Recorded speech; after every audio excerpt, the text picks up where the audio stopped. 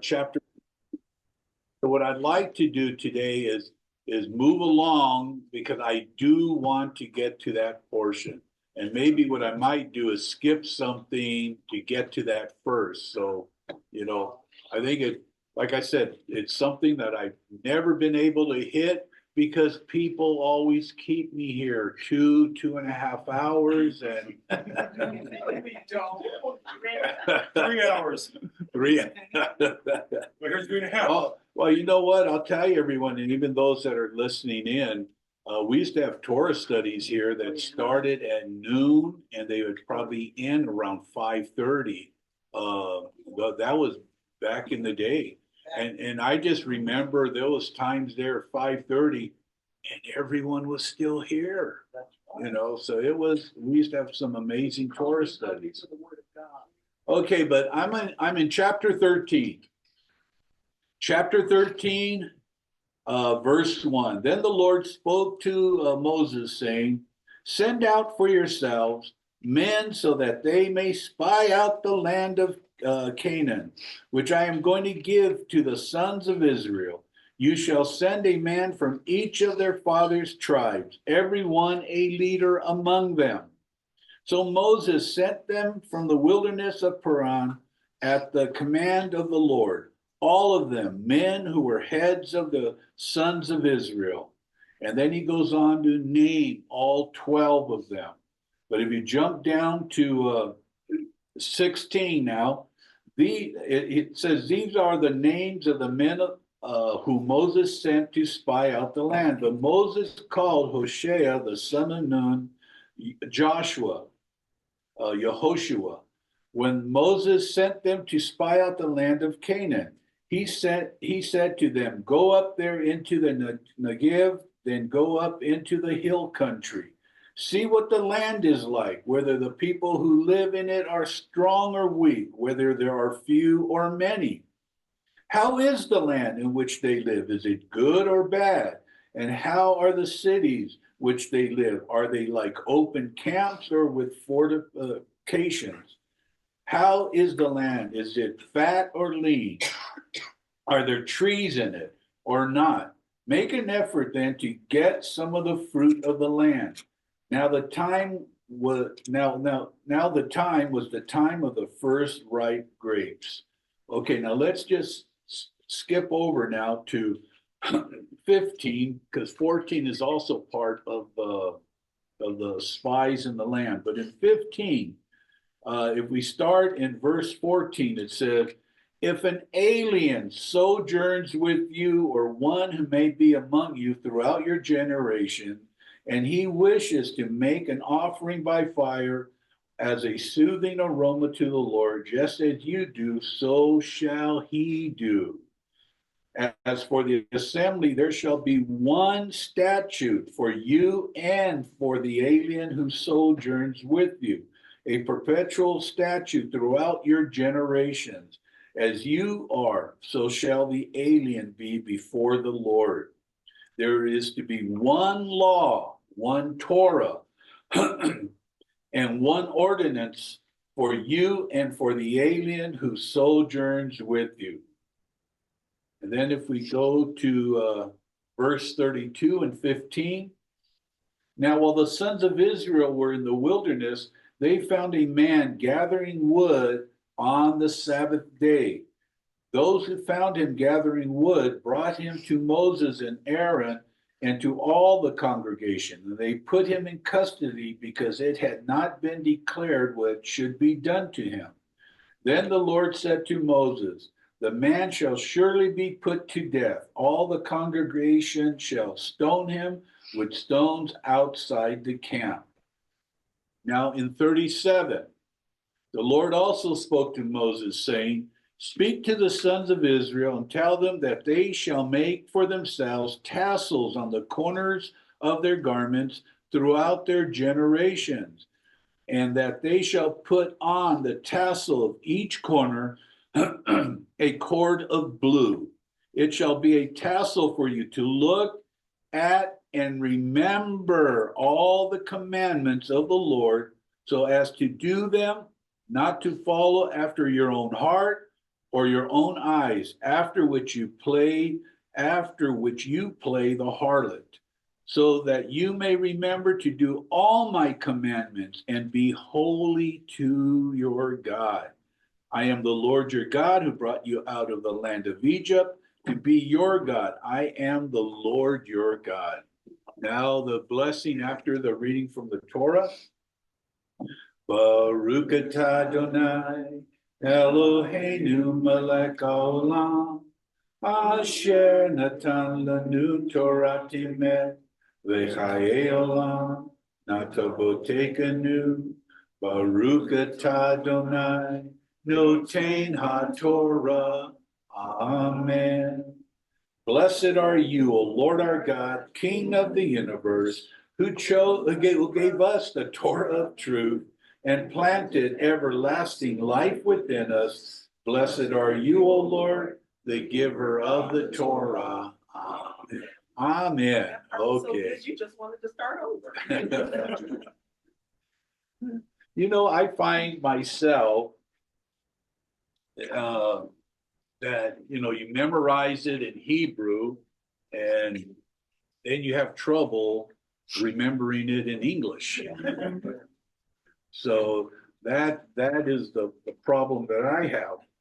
But all is good, everyone. Hope everybody had themselves a blessed Shabbat. I know we did, you know, and okay, let's get started. Shelach. Shelach is the name of this Torah portion. It's in the book of Numbers, the Midbar, chapter 13, verse 1, all the way to chapter 15, 41. And in Roman numeral 1, Shelach means send or send out. Okay. And we read this in verse 2 where he says, send out men for yourselves to spy out the land of Canaan or Canaan. God is speaking to Moses and says this. At first glance, okay, when we read this here in Numbers 13:2, you know, you read it, and if you didn't go into any of the other books, you would think that the Lord thinks that this is a good idea to send men out to scout out the land. Looking closer to what's being said, God is not happy about this idea. When it says send out for yourself, God is basically saying, you can do it my way or you can do it your way, you know. But, you know, so send them out for yourself if that's what you'd like to do, you know. Well, we'll get into it later. But this story of the 12 spies also appears in the book of Deuteronomy. In Deuteronomy chapter 1, verses 22 and 23, it says, then all of you, Moses is speaking, and he's speaking to the Israelites. And he says, then all of you approached me and said, let us send men ahead of us, so that they may spy out the land for us and bring back to us word of the way by which we should go up and the cities which we should enter. The plan pleased Moses. He says, the plan pleased me. I took 12 of your men, one man from each tribe. And we now see who came up with this idea. That was Deuteronomy chapter 1, verse 22-23. Okay, but by reading it here, we now see who came up with this idea. Who came up with it? The Israelites. They were the ones, okay? It wasn't Moses, it wasn't God, you know, because God said, hey, I'm going to go before you, and I'm going to take out all your enemies, you know? That's all they had to do was listen to him. But you know what? There's a lot of times, you know, we fail misery because we don't listen to the Lord. So why in the world would Moses listen to the people? But he did. He himself said it sounded like a good plan. So in this chapter, the Lord speaks to Moses after they leave Hezroth and settle in the Paran Desert. He tells him to go ahead and send the spies to explore Canaan, the land he had promised. Last week, I said, speaking of the promised land, so close yet so far. If the people had just listened and obeyed God, and here it is, just over a year later, they would have been entering the promised land. Okay, so in letter A, Roman numeral 1, letter A, Moses sends out men to spy out the land of Canaan. Then you're going to say, no, Moses didn't do that. You know, so in letter B, I put it there for you, Bonnie. Deuteronomy 1:22-23. It's the people who desire that Moses send the 12 men in before them to spy out the land. So where Rashi states, as far as the Lord and Moses sending the people in, or the Israelites, Rashi states that both versions are true. The people did indeed approach Moses and ask him to send out the men to spy out the land. And Rashi says that Moses went back to God with this request. God saw that the people did not trust him. He did not trust his promises of the land.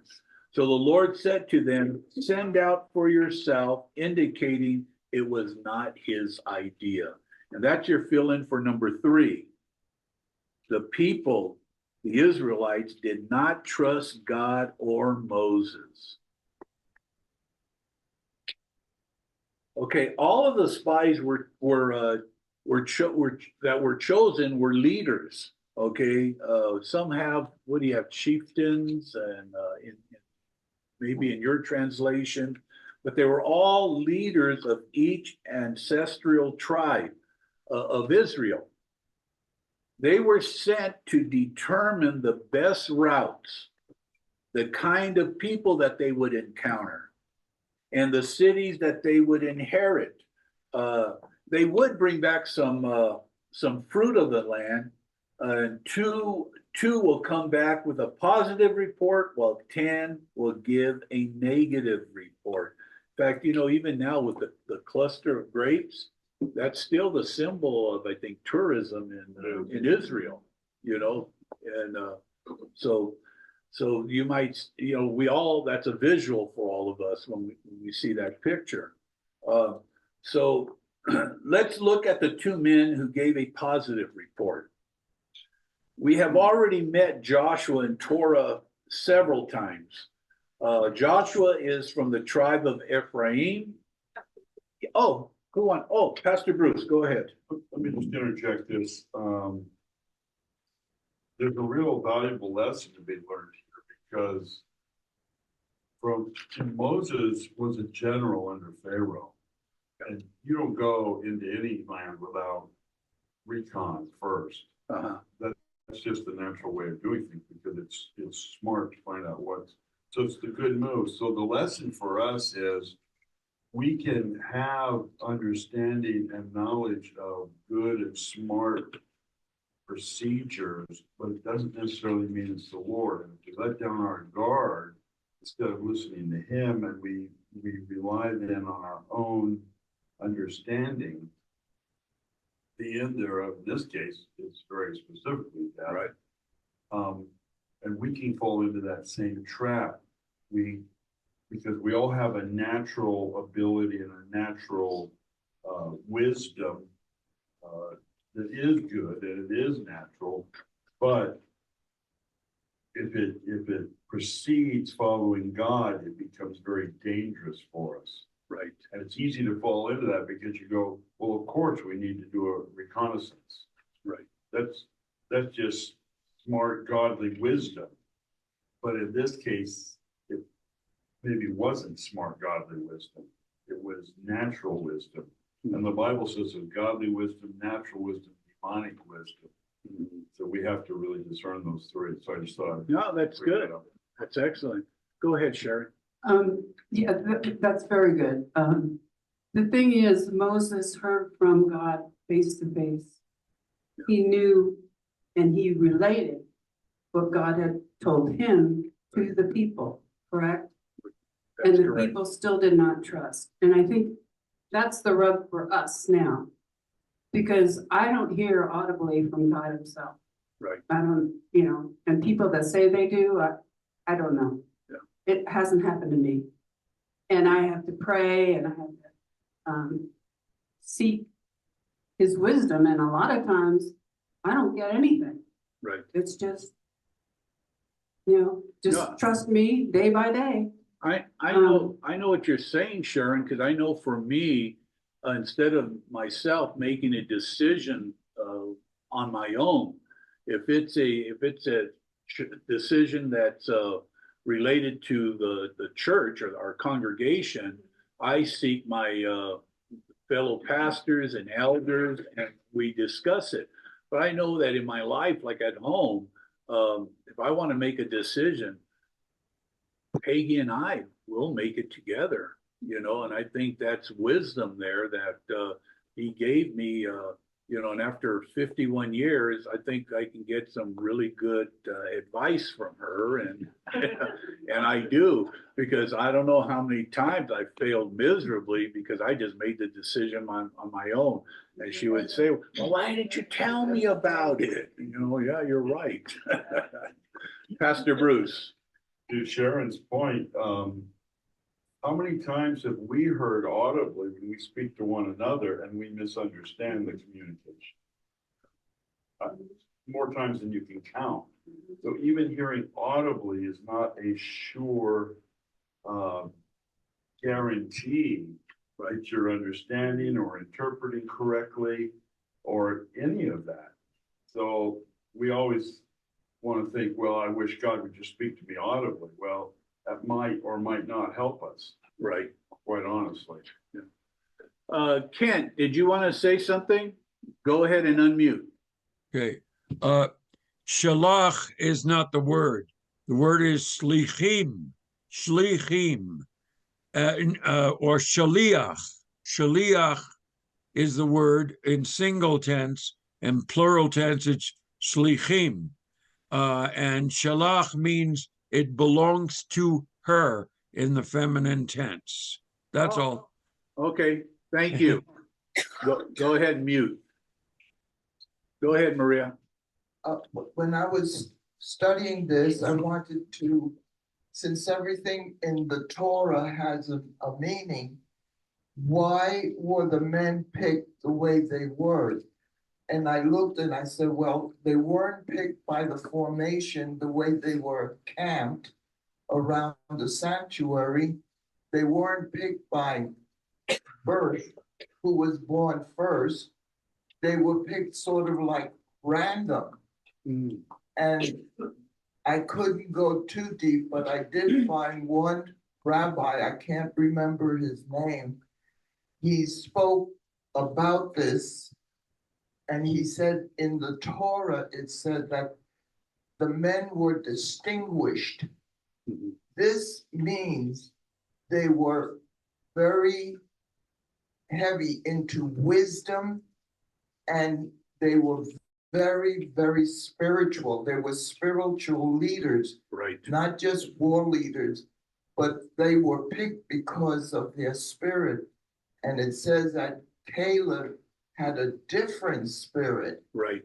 So I was wondering, what spirit did Caleb have that was different from the spirit that they had? Right. Right. They went in believing heavily on God, and in 40 days they came back changed. Yeah. How did they change? Yeah. I mean, we'll talk about Caleb in a little bit, but I know what you're saying. That Caleb, he wasn't a native born, if you want to put it put it like that. In other words, he wasn't like a, let's say, full breed Israelite, but being with them so long and taking on everything that is the Israelites were taking on, or that they do, he was accepted, and he rose all the way up as to one of their chief leaders. So, like you said, he had a different spirit. I just wondered. I wonder if when he was selected, if some of the other tribal leaders thought, why'd they pick him? Descendant Yeah. of Esau. Yeah, exactly. So, well, but that, and then you read through the rabbis different things about how that was his father's line, but then on the other side, he was attached to Judah. So there's just so much out there. I didn't want to go into all that, but what were you going to say, Sharon? Well, I think I'm not sure that these men were the most spiritual. I know that's, okay. No. But it's like, if you're brought up in a Christian family and you are third, fourth, fifth generation, it just doesn't have the impact that it did on the people that were first born again. Right. And it's like Caleb being born anew, and his trust was 100% in God, that Yeah. God would follow through. And as you go on in your life, there are certain things that you do not have victory over. Right. And so you begin to, I don't know, not question God, but just not sure he's 100% behind your back, But, and with your idea, that's the route I went, because I thought to myself too, like even today, if we're going to send somebody on a 150, 250 mile trek, the most spiritual might not be physically fit to do that. So it's got to be somebody that can physically is strong and everything. So that was the route I was going. Pastor Bruce? I think too, when it says Caleb had a different spirit, Caleb was definitely a Gentile. And I know the rabbis have a hard time spitting that out. But his father was a Kenizzite. Right. And a Kenizzite was not just a Gentile. The Kenizzite tribe was one of the 15 giant tribes mentioned for destruction in the Word of God. Yeah. This was a full-blown Nephilim tribe. Yeah. And Caleb, his father was that Kenizzite, and he happened to be a prisoner in Egypt, probably when the Exodus took place. I think he was probably there from the beginning. But Well, yeah, I've we got don't something know here that I found, what the rabbis say. So I think that different Yeah. spirit, the Gentile has a different spirit than the Jew. And it's just like, because it's a marriage, it's just like a male has a different spirit than a female. Yeah. See, I mean, it's true. So yes, we always want to generalize by saying, well, we all have the same Holy Spirit. Well, that's true, but you are still individualized by different demarcations. Right. And this is why this whole woke thing with the males and females you can change body parts. That's obvious. That's being done, but you can't change the spirit or your DNA. Yeah, none of that is changeable. So a Gentile is different than a Jew. So he has a different spirit. And it's interesting to note that Caleb and Hoshea, Joshua are both in this group. Yeah, they both are. But, Yeah. but, what tribe did, Joshua come from? Ephraim. Where was he from? Ephraim. Yeah. And that's half Egyptian, Yeah, so he wasn't a full Hebrew either. well, technically, every one of us, if you go back far enough in your bloodline, you've got Jewish blood.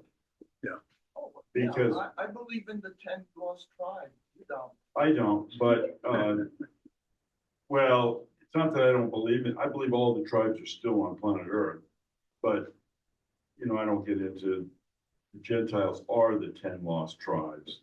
Right. But never mind that. I think, what do I think? Thanks, Maria. Okay, let me get this out first, everyone. Okay, originally his name was Hosea, which means salvation or he saves. However, before sending out the 12 spies, Moses changes Hosea to Yehoshua, well, we'll say Joshua. His new name included the name of God. And as you know, stated above, means God is salvation or God saves. Joshua is best known as Moses' second in command, who takes over and leads the Israelites into the promised land after Moses' death. Okay. So what do we know about Caleb? So let's talk a little about Caleb. Here in chapter 13, what we know is Caleb is a leader from the tribe of Judah, and he is the son of Jephunneh. Not a whole lot to go by, but there is a lot to know about Caleb, because Caleb means dog, okay, in Hebrew. But in Numbers 32:12, we read that Caleb, the son of Jephunneh, the Kenizzite, okay? Wait a minute, a Kenizzite, and he is a leader of the tribe of Judah. So what is a Kenizzite? The Kenizzites were a group of people during the time of Abraham. They are mentioned in Genesis 15:19. Okay, Genesis 15:19.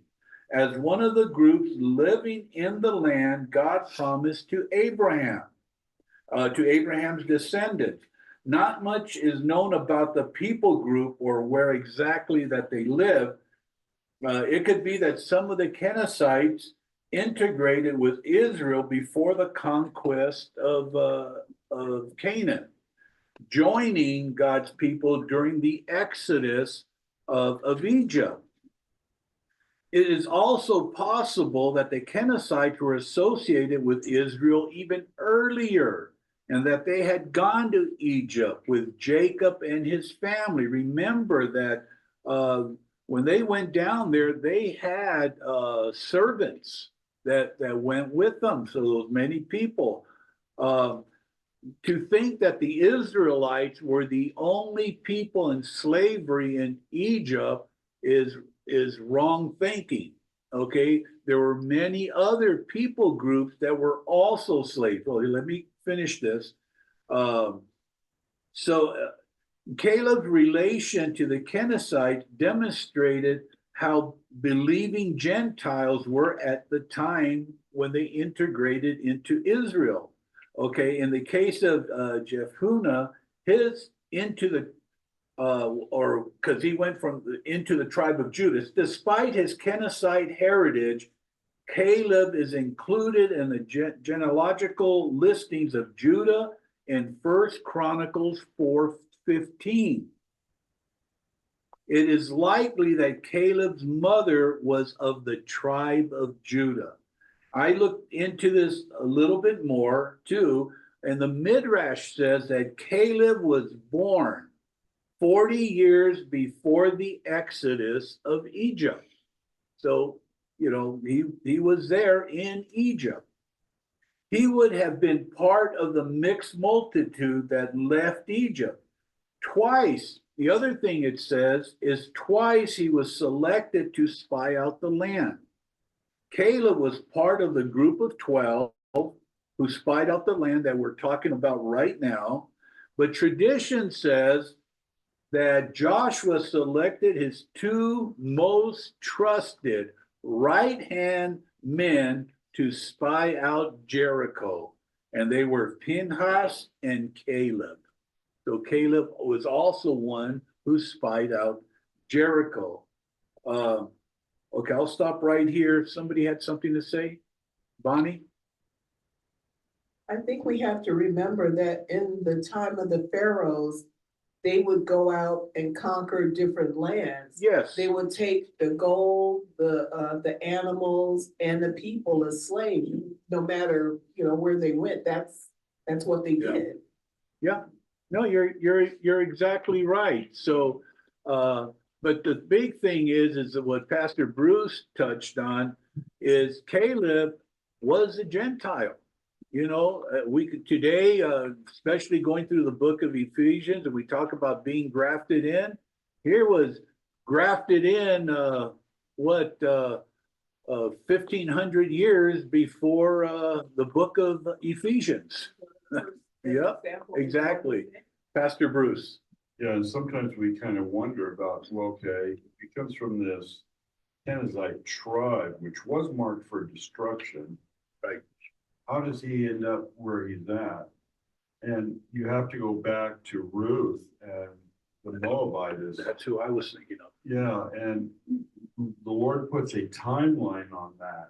And we've talked about that when we've talked about the different genealogies and Ruth and so on and so forth. But after 10 generations, no Moabite person can be saved up to 10 generations, we're teaching. So, you've got, and of course, even that's hard to work out because Ruth comes in at 9 generations, most likely.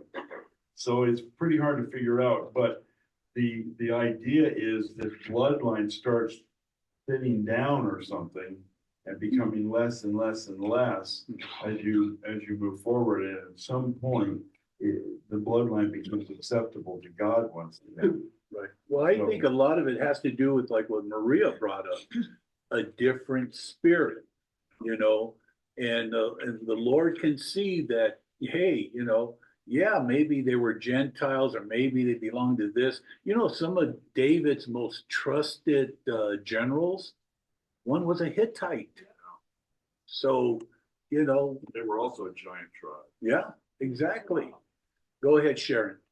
Just going back to Caleb, even if his lineage from his father was all the way back to Esau, if his mother was Jewish, she's the one that passes on that gene to Caleb. So really, he wouldn't be considered a Gentile. He would be, like you were saying, the one new man. That's a conundrum for the rabbis. Yeah, they don't like The that. spiritual bloodline comes through the father, period. The mother doesn't count, but biologically, it's all about the mother, not the father. So this is a real conundrum for the rabbis, and they come up with all sorts of stuff to justify and figure it all out. But it's a picture of the one new man, even in his genes. Right. Yeah, they would not like us referring to Caleb as a Gentile. They would already hung up on us. So, but okay, Caleb would have been well respected to be a leader of the tribe of Judah. Moses dispatches these leaders and told them to go through the Negev, towards the hill valley. Moses, in his capacity as a military leader, sought to accomplish several goals in sending the 12 spies into Canaan. He asked the spies to gather intel about the following: whether the people who lived there were strong or weak, few or many. Whether the land was good or bad. We find that and all this is in Numbers 13. Chapter 13, whether the cities were like camps or strongholds, whether the land was rich or poor, whether or not there were forests there, and finally Moses wanted some fruit of the land. Bring it back to me. They're in the desert. Yeah. Hey, bring back some fruit. So now remember, they were gone for how many days? 40 days. how far did they trek from the southern part of what is Israel today all the way up to Damascus? So they're going all the way up, you know, to up to the top there. They were moving. They were moving. Okay, they were moving. And I'm going to get to something in a little bit. The spies did as Moses asked and came back with a report. We went into the land in which you sent us, and it does flow with milk and honey. Here is the fruit. So you would think that's it. Let's move in. But no, the spies were not done, or at least 10 of them still had something to say. Because all 12 looked at the same, all 12 took the same route. I know when you read how Caleb went to the cave of Machpelah to the patriarchs and stuff like that. But I would think that if I sent a group of people out, stay together, all of you, you know, let's go out there. So I don't know if one of the days, like day 32 or whatever, they said, okay, we have a free day today. Everybody go in any direction you want, you know. I don't think that happened. But I think this different spirit, there was something about it, and that's what the rabbis write, is why Caleb had this different spirit. He went to go pray and for protection and you know, and other things, but they all saw the same thing. Why was there a difference of opinions when they returned to Moses? Only 2 saw the land through the eyes of God. The 10 saw the land through the eyes of man. So go ahead, Sharon. Well, I think the story of that is, it kind of brings us to the Garden of Eden. Moses wanted to know there were trees there. And then they brought back fruit that was amazing. Right. Not one man could carry it by himself, just one cluster of grapes. Okay. Have you ever been to the vineyards? You know, cluster of grapes is not that big here. But it brings us back to the idea of the garden, and that the land of Israel, somewhere is the Garden of Eden. And a lot of people think it's the cave of Machpelah, even though there's dead bodies there.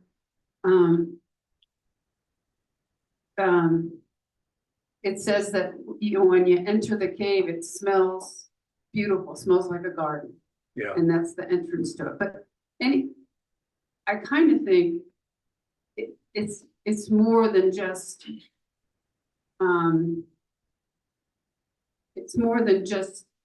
what we see on the surface. Right. It's a lot deeper. Well, you know, and I think you're right, Sharon, because that's why sometimes you might say, boy, where did you get that information? It's not on the surface as we read our Torah, our Bible today, but there's other writings. Remember, before the written Torah, there was the oral Torah. So a lot of this stuff has been written and put aside, and we have to just take it for what it's worth. You know, some of it is so way out there, and some of it gives you insight. Before I move on, Stefan, did you want to say something, or Sylvia? Go ahead. Yeah, good morning. I was wondering what's the thought behind the genetics of the fruit. I would imagine their cattle and everything had to be according to the Nephilim size. What could have happened genetically that we don't have those grapes in the land today? Okay, Pastor Bruce is going to answer that. Okay. Thank you. Just my opinion. I talk a lot about the spirit of the Nephilim. And what is the spirit of the Nephilim? It's genetic engineering. There's no way to get around that. So the giants were not only genetically mutated themselves, but everything that they did, they had the knowledge of genetic manipulation. That was one of the secret arts of the angels. They knew how to do that because phylum in the natural realm cannot interbreed. You can go through the act, but there will be no offspring. So, so they had that hidden knowledge of how to manipulate the chromosomes. So the idea, and we read when we were studying the giants, we learned that from the book of Enoch, it says the giants were so big and they consumed so much food that they ran out of food and they started eating human beings. It's all in the book of Enoch. And so they genetically, I think, they genetically engineered food and created these huge fruits. When you have, it takes 2 men to carry 1 cluster of grapes, you're talking that's otherworldly. Yeah. That's not a natural thing.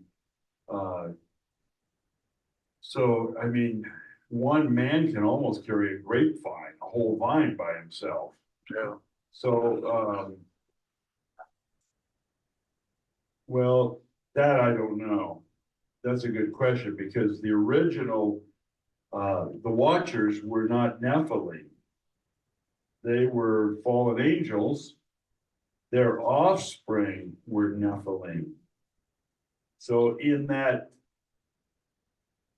they must have had well, they gave up their own domain, we're told in June. Yeah. They gave up their own mortality or immortality, took on mortality. And in that, there is actually a genetic change that occurs. So then if that's true, if that's the case, and that's kind of how I approach it, then their offspring are going to be genetically varied from a normal procedure. So I think that's how we came to that. And then, of course, now down the generations, we really don't have too many giants running around anymore. And we do have people with 6 fingers, 6 toes.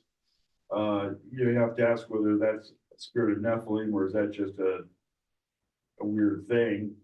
You know, you don't want to get too pointy with your finger. But I think that they have now blended in over that with generations, that bloodline has somewhat decreased to the point now where they're looking more human. But I think then that goes to what Messiah says. He says, when you're going to get married, don't become unequally yoked. And the problem that I have with that, many people think, well, that means you can't marry a Gentile but the Bible does not forbid a Jew from marrying a Gentile, ever. So that's a dilemma that we have. So you have to figure out, what does that really mean, unequally yoked? I think it means the Nephilim are still amongst us. Right. If that's the case, you want to make sure you're marrying a human being. And I know that all sounds bizarre and weird. Not today. But look what's going on today, and the spirit of the Nephilim is rising to the surface again with all of the genetic engineering stuff. And even AI, I think, goes into that realm of the spirit of the Nephilim. So you're now we're mixing machine with human. So Elon Musk is huge on that. And as much as I like Elon, I think the guy's awesome, but we're fooling around where we shouldn't be fooling around. Oh, absolutely. Absolutely. Stefan, did that answer it, or did you have something else? Yes, thank you. But that brought another question. I don't know if it's too off topic or not, but so we see Jew and Gentile very, very often mixed together. Now, in the time of Yeshua, the Gentile was a not good thing. Right. in the society? Where did that transition happen?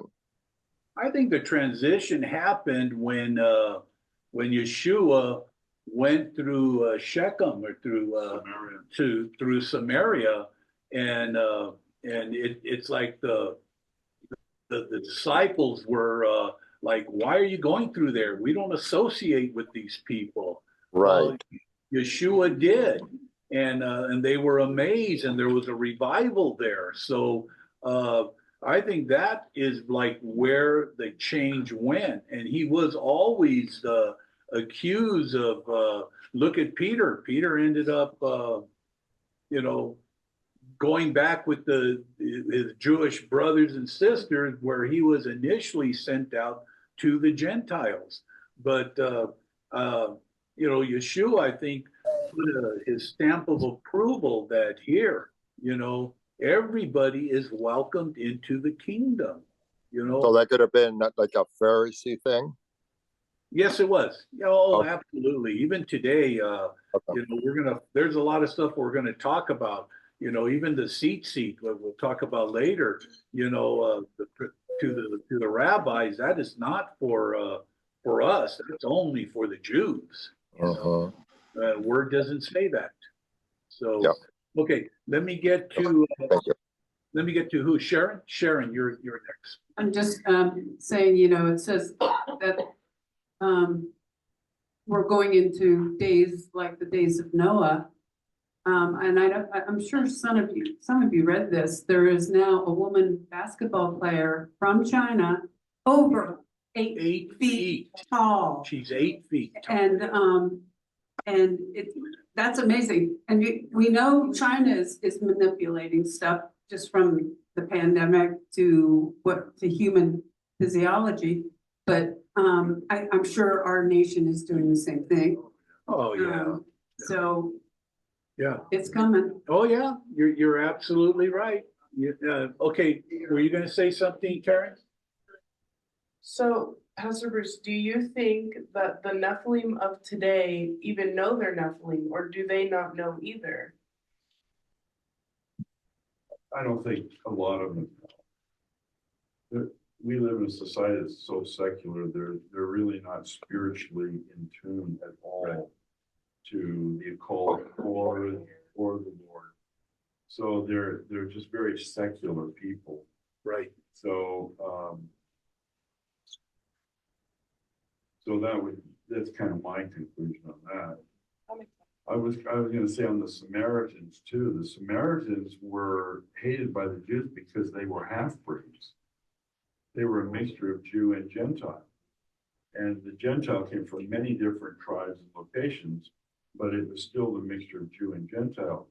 And so that in and of itself is a picture of the one new man, but then it even goes further because the Shechemites were actually circumcised. Although it was through deception, they still were, yeah. They were still circumcised, which now is enough. And what is circumcision? The word tells us it's the sign of the covenant. That's what it is. So what we see there again now is the Shechemites are now entering into the covenant promises as well. So from the very beginning, God has had this all planned. The Jews, the rabbis, refuse to acknowledge any of this. They come up with these ridiculous stories to try to explain it away. This is kind of derogatory, but I'll just say it. They have that spirit of the Democrat in them. They come up with any story that suits their scenario. And don't confuse me with fact. But these are the facts. And the rabbis, boy, they go way, they'll write 30 pages to get around some of this stuff. Right.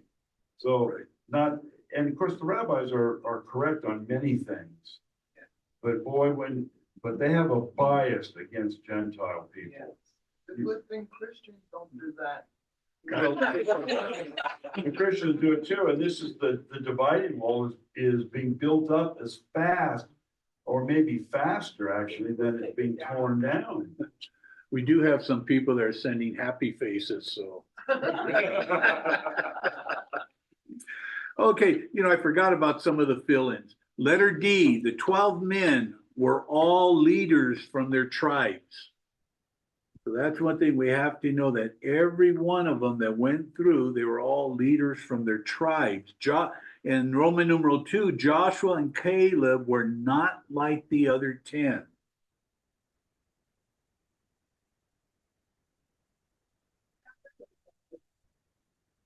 Go ahead, Bonnie. If Caleb had a different spirit, would you say that he had the type of spirit that Joshua had? Because they were the only two that said, we can do this, God has made a way, he's given us the land, let's just go in. Whereas the other 8 were terrified from what they saw. Exactly. And we'll talk about that a little bit more, because, I don't know if they went in to spy out the land. They went in reconnaissance, and they came back, and we always, I'll say it now then, that everyone feels that when you get the term spy, it's like we're hiding behind the bushes and we're looking here, this and that. I don't think so. I think these 12 men just went boldly, went down the roads and just kept walking on through.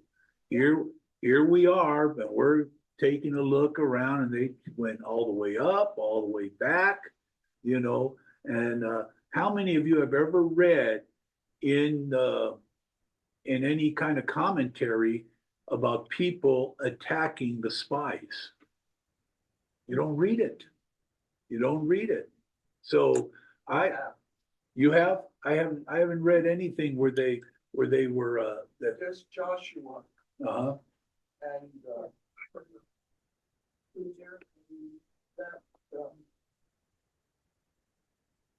I didn't bring it up because it was only one reference, Mhm. and I don't base anything when I just from one person. Right. But that one person said that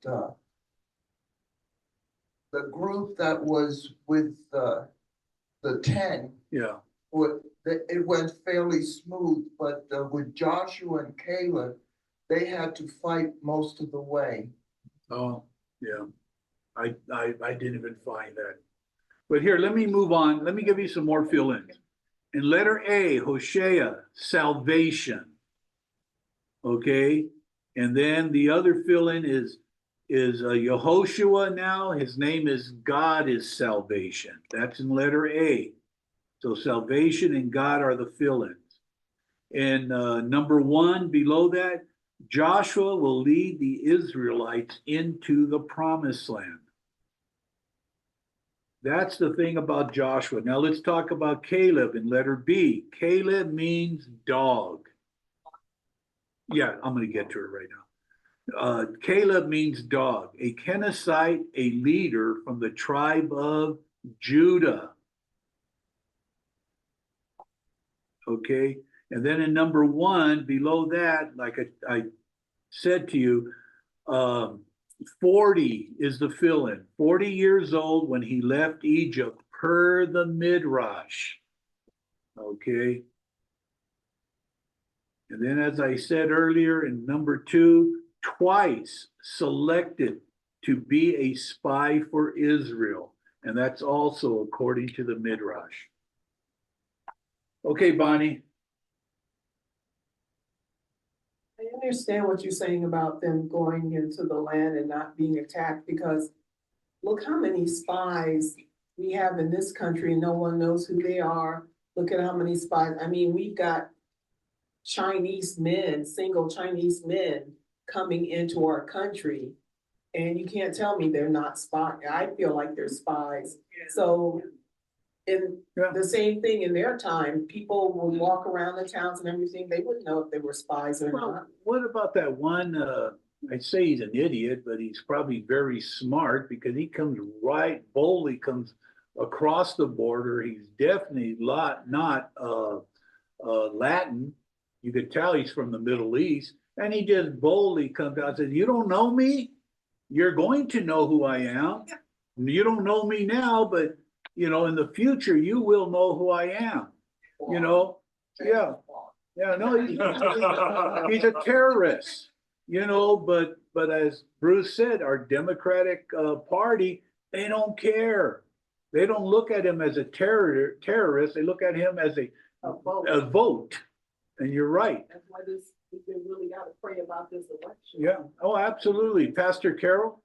You know, I was thinking that when you have two men that are dedicated to doing what they've been tasked with, and following through with it, and as they're traveling, the other 10 see all this evidence against following through with it they should be doing. I don't think it was a very peaceful journey. Right. I think that there was a lot of confrontation. I think there was a lot of argument. I don't think they just came back and everybody kept their mouth shut. And when they reported to Moshe, said, well, you know, oh, you thought that? Well, I didn't think that.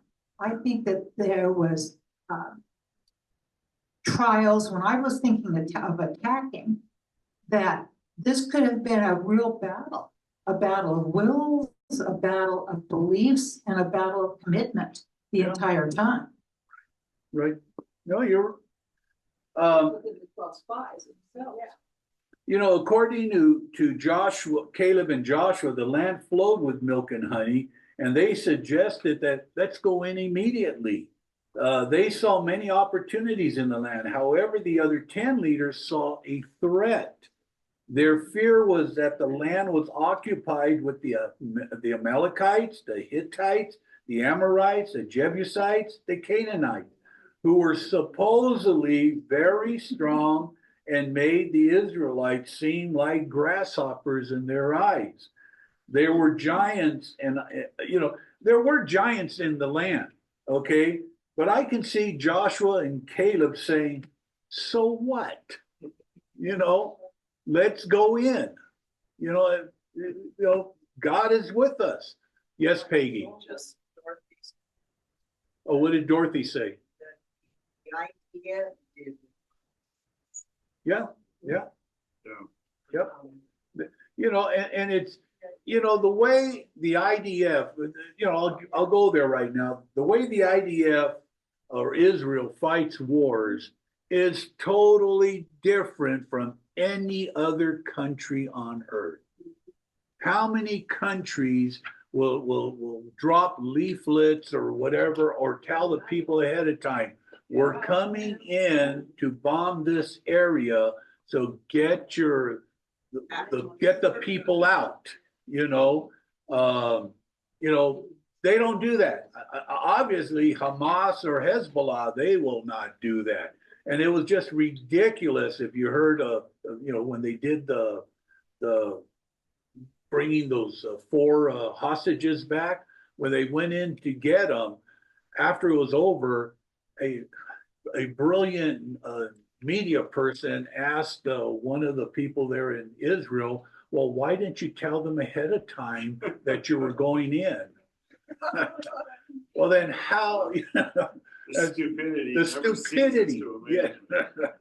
You know, but this is what goes on, and as you said, with Israel, yeah, you know, even today, they'll send, you know, they prepare, when they go in, they know.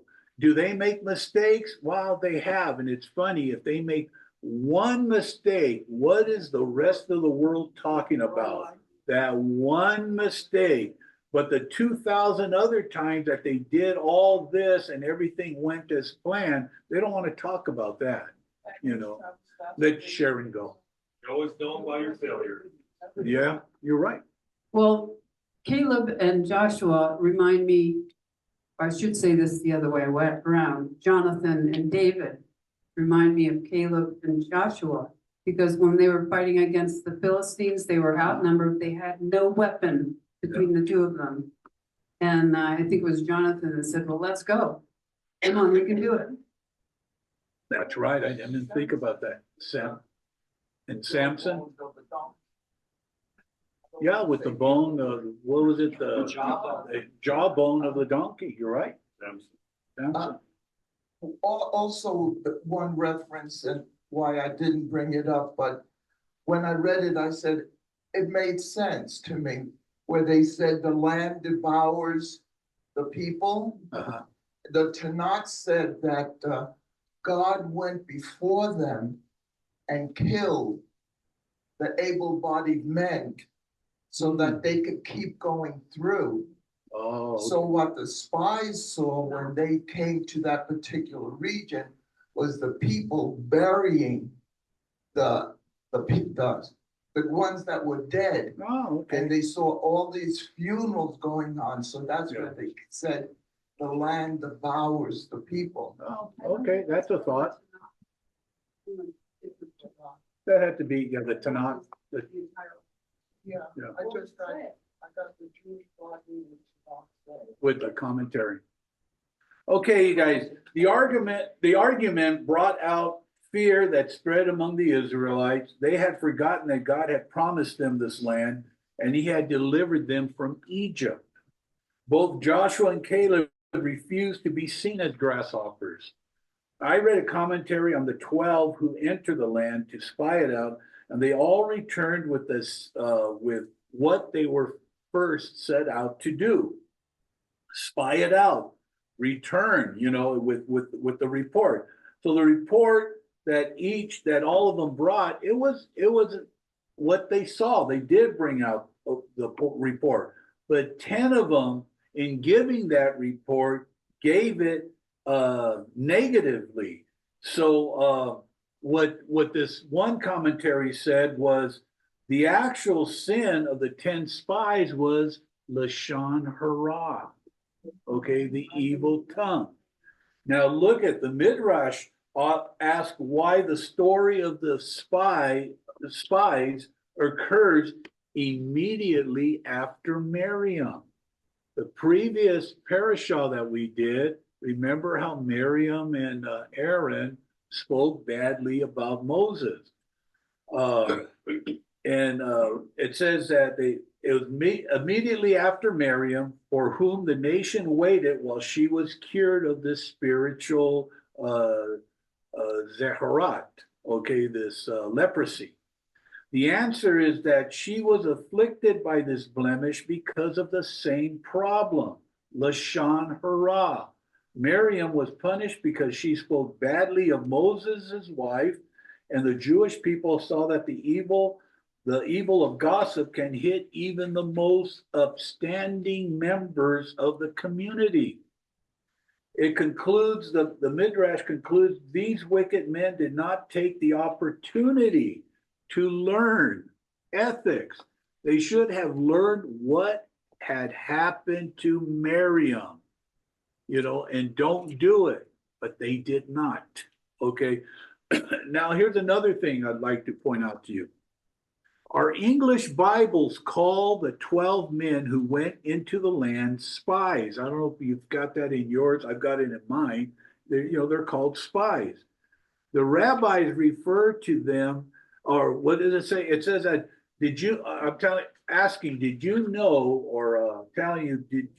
that the Torah never calls them spies? They're never, even in the complete Jewish Bible, it never says spies, okay? The rabbis refer to them as visitors or tourists. Tourists. Yeah, American tourists. And especially Greeks and the tourism. Yeah, that's right. And that's exactly what I thought. We have this idea that the 12 were sneaking around trying to stay out of sight.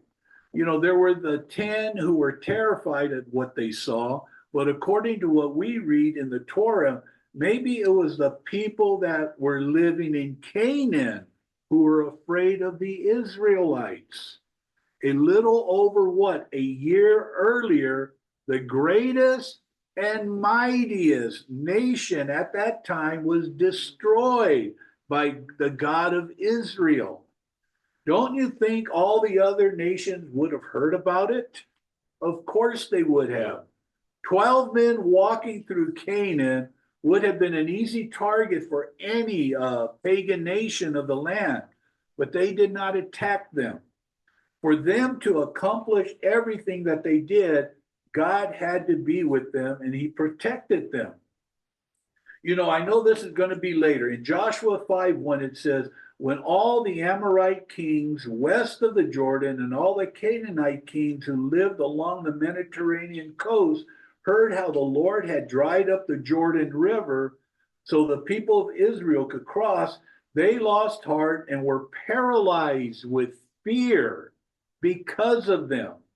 I realize this was 38 years later, but if this fear of the Israelites was because of how the Lord dried up the Jordan River, why would we think anything less?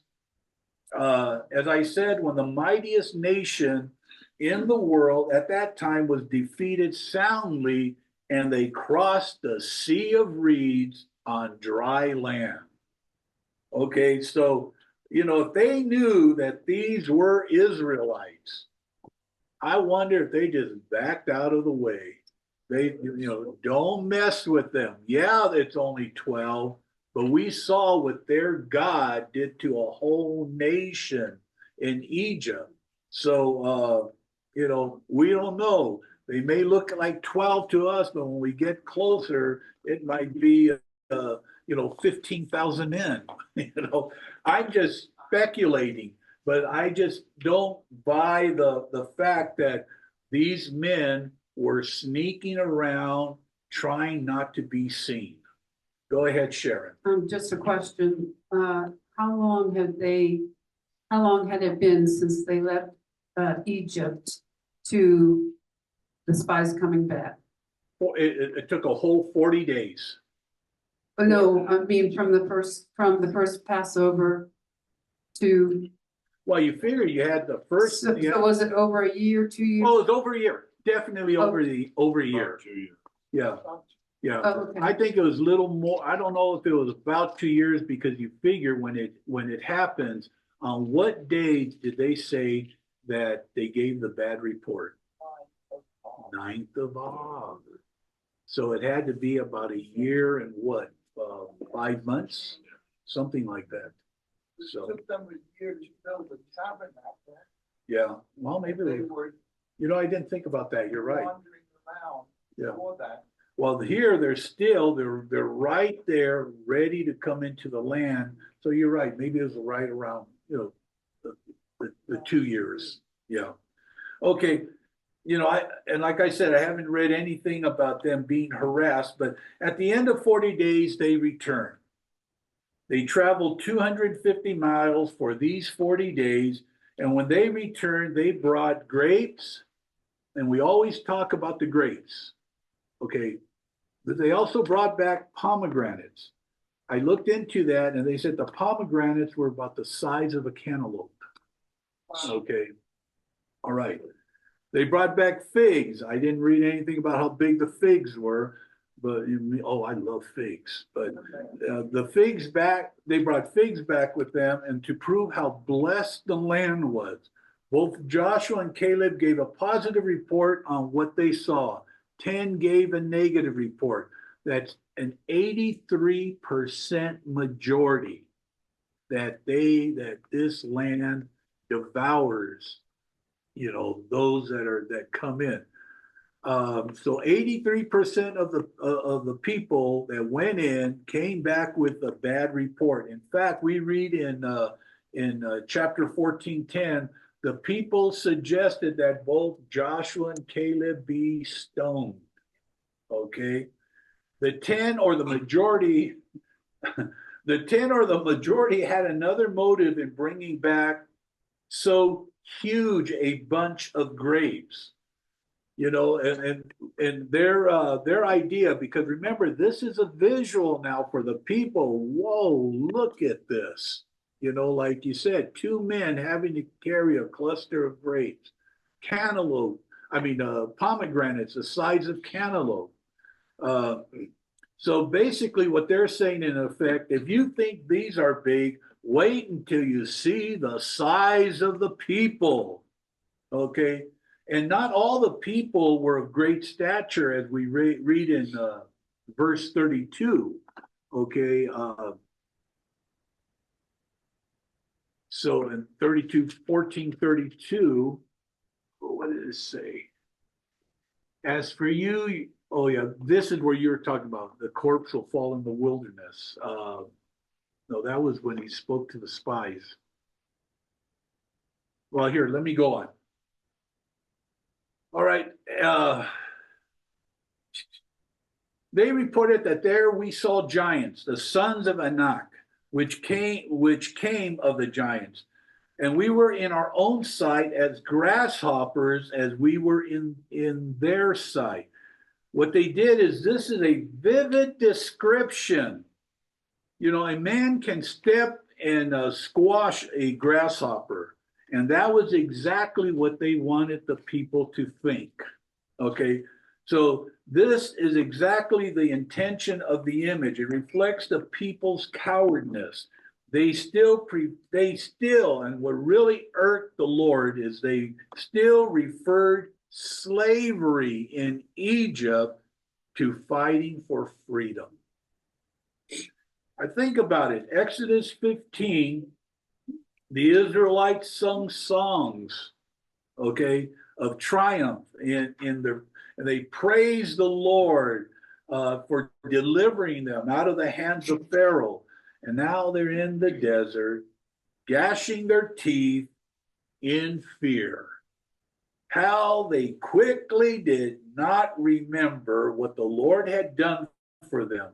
Moses and Aaron stood in front of them face down in Numbers chapter 14.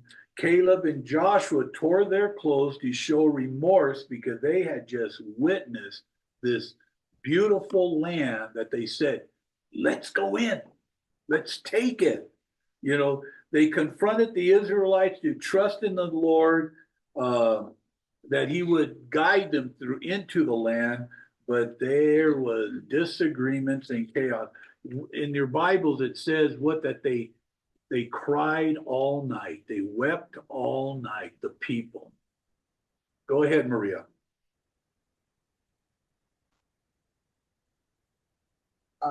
I read that and something came out at me that I never saw before. In every single Bible, you would have in chapter 13, verse 31. But the men, I don't have it in English. Do you have it in English? But the men who had gone up with him said, we are not able to go up against the people, for they are too strong for us. That's not what it says in Hebrew. In Hebrew, it says, we cannot attack that people, for it is stronger than us.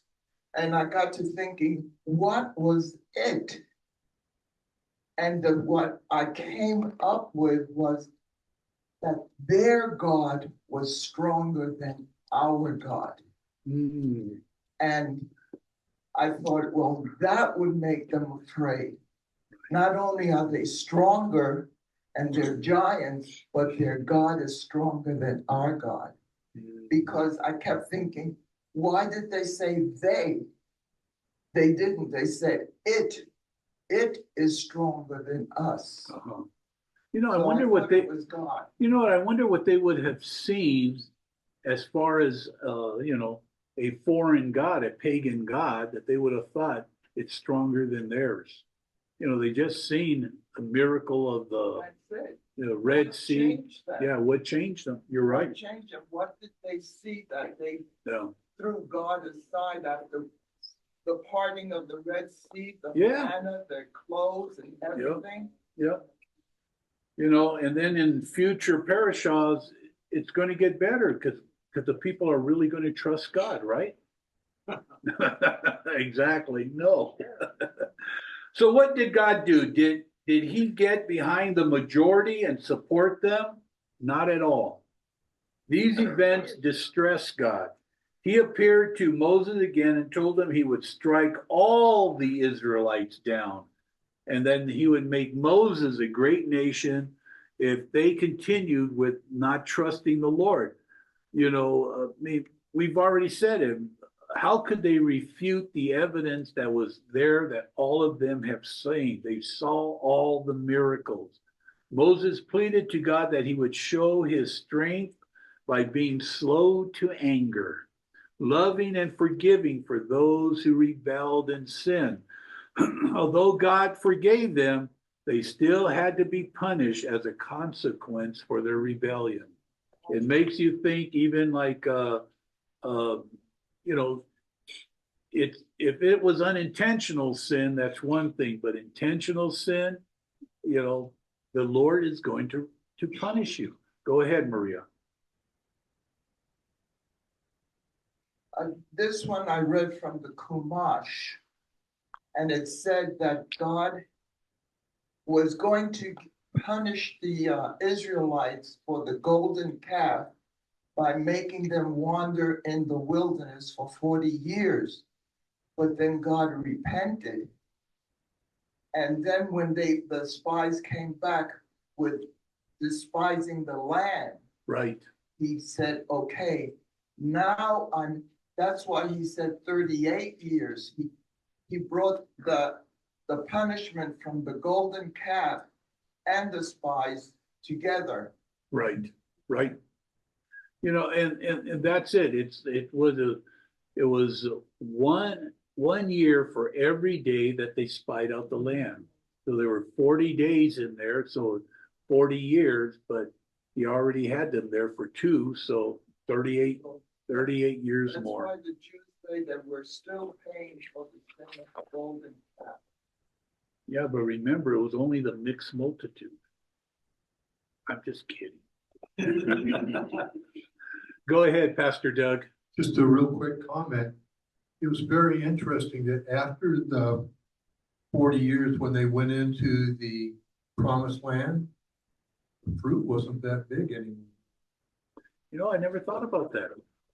Yeah. It wasn't as promising as it was if they had originally taken it. Yeah, that is a good point, you know. Let me give you a few more fill-ins. In Roman numeral 3, the promised land was very close. And then it said, we are almost there. And you just, you know, when you're that close, you know, we're very close is a fill-in and there is the fill-in. Okay, and number 1, they all agreed the land was flowing with milk and honey. Even the 10 that came back with a bad report, they agreed. Oh yeah, you know, it's a great land, you know, but we just can't go in. You know, in Roman numeral 2, Joshua and Caleb brought back a good report. So good is your fill-in. In number 3, 10 men brought back a bad report. And then below that in letter A, the Midrash says the bad report was Lashon Hara, the evil tongue. Lashon Hara, Lashonhara.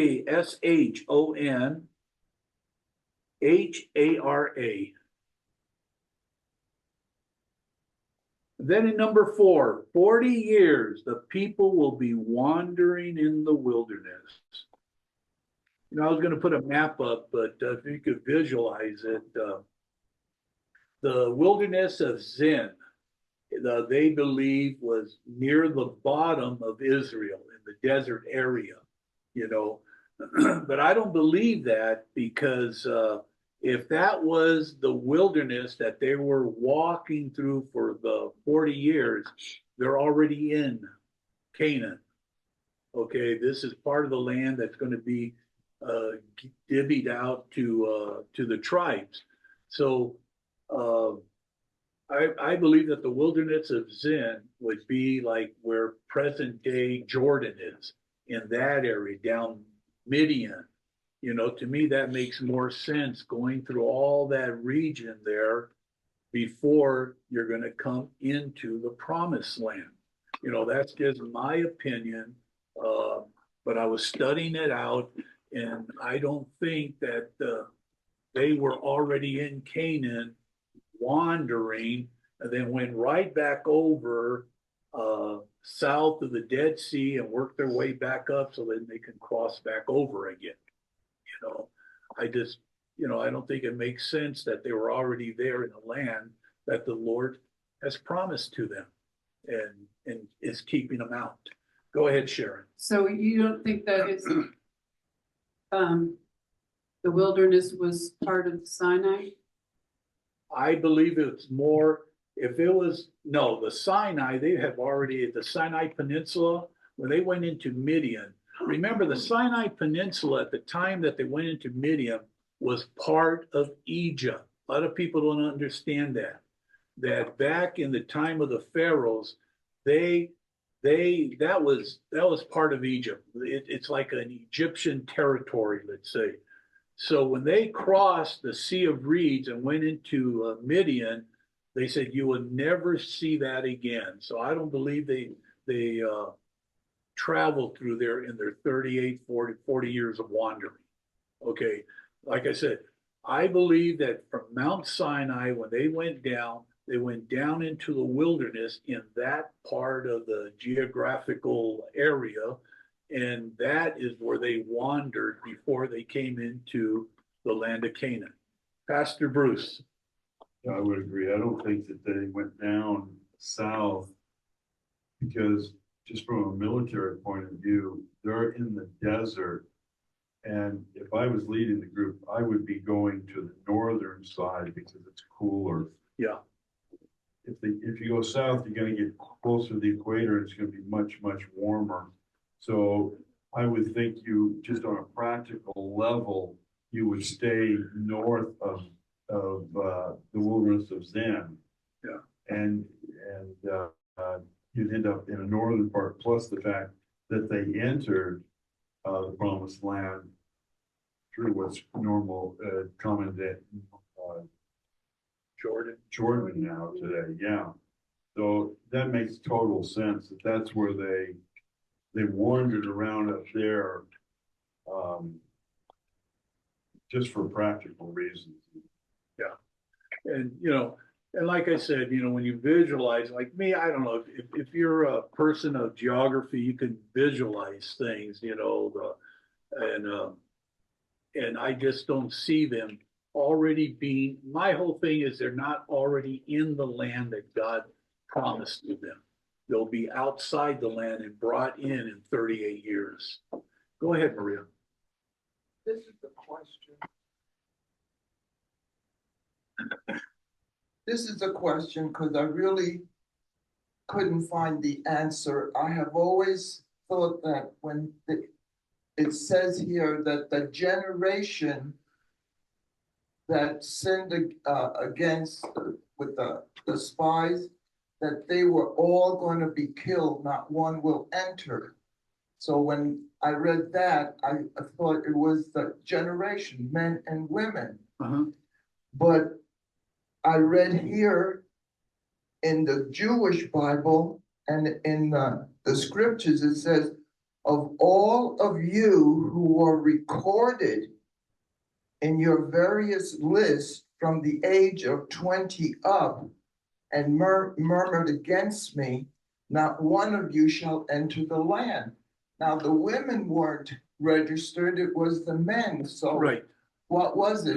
The men just died, or was it men and women? And that's one of the thoughts. I don't know if any of you have studied this out.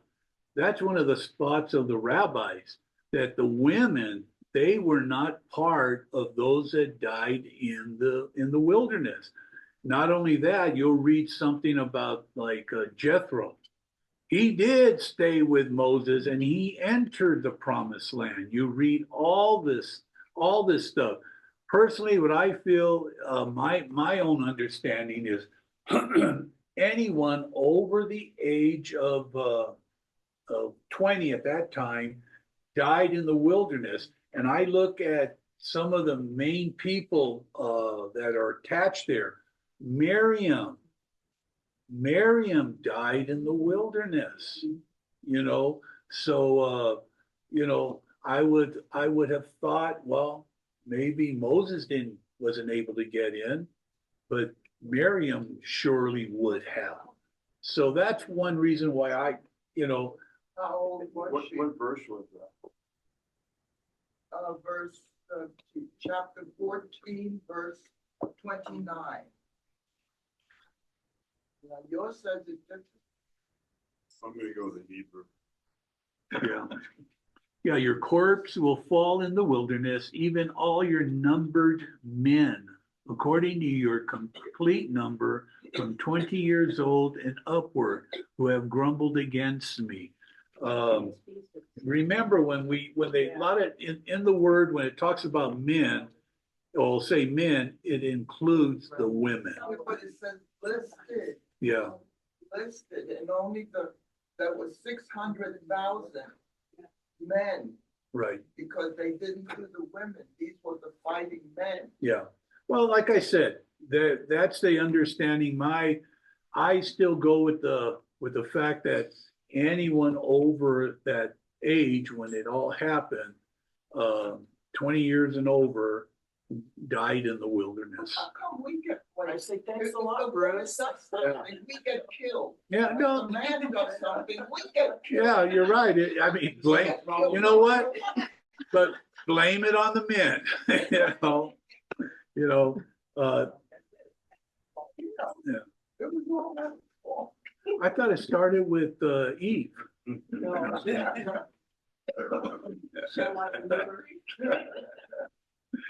Okay. All right. Pastor Bruce wanted to say something. Well, he didn't find it yet. No, I was just looking up to see if it said Ben or Benet, but it doesn't say that at all. The word is kol, which is all. So it doesn't really differentiate between men and women. It's just all. Listed. That it's all listed, yeah. So And the women weren't listed. so that's fairly obscure. You made a good point. Yeah. Um, But I think and you the take. Hebrew doesn't conclusively guide us either way. I mean, we could think, maybe you take it for granted that when you talk about the man of that clan, it includes the children and the women. So I mean, that's what I would say. But you're right. The way it states, that's why some of the commentaries tell you that the men obviously were buried in the wilderness, but they single out the women as entering. There had to be a lot of single women entering the promised land, So. Go ahead, Sharon. Well, I think just a couple of points. It says the whole congregation cried all night, correct? That would Yes. include Women. women and men, because the men probably persuaded. But, and God says, because you didn't comprehend, say here,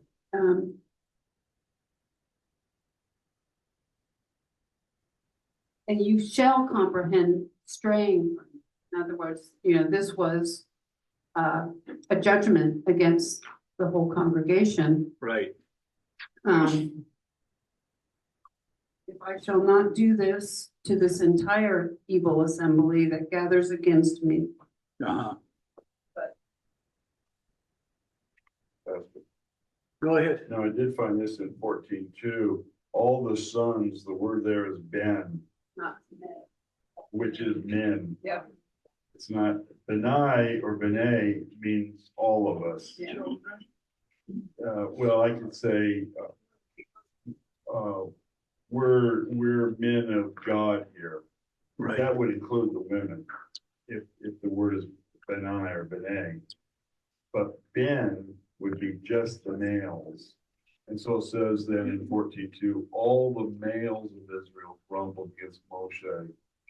And the whole, probably Kol, it is, Kol congregation, said to them, would that we had died in the land of Egypt. So now the whole congregation is joining in. Right. Then in 3, the men are speaking, our wives and our little ones will become plunder. Now that's an interesting statement. Right. That would kind of go to Maria's point there. Yeah, no, she makes a very good point there, but, They will become plunder. Yeah, that's interesting. Good point. yeah, but then if you go down to 24 where it says, but my servant Caleb, because he had a different spirit, he will enter the land, you know, so,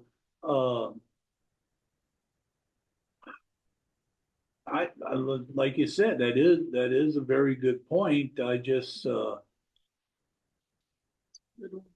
it talks your children, however, whom you said would become a prey, I will bring them in.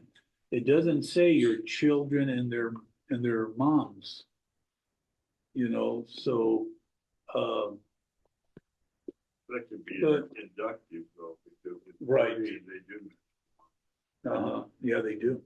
Go ahead, Bonnie. I can kind of see now why God forbid them to go back to Egypt, because it seems like during this whole time, from the time they left Egypt, every time they came against a hardship or a trial or a hard way, they started thinking about, oh, if we were still in Egypt, oh, we had this and we had that. Yeah, exactly. Yeah. And that used to be the big thing that upset the Lord, is the fact that they wanted to go back to Egypt, back to the idols of Egypt. And, you know, it's like, are you kidding me? Not only the idols.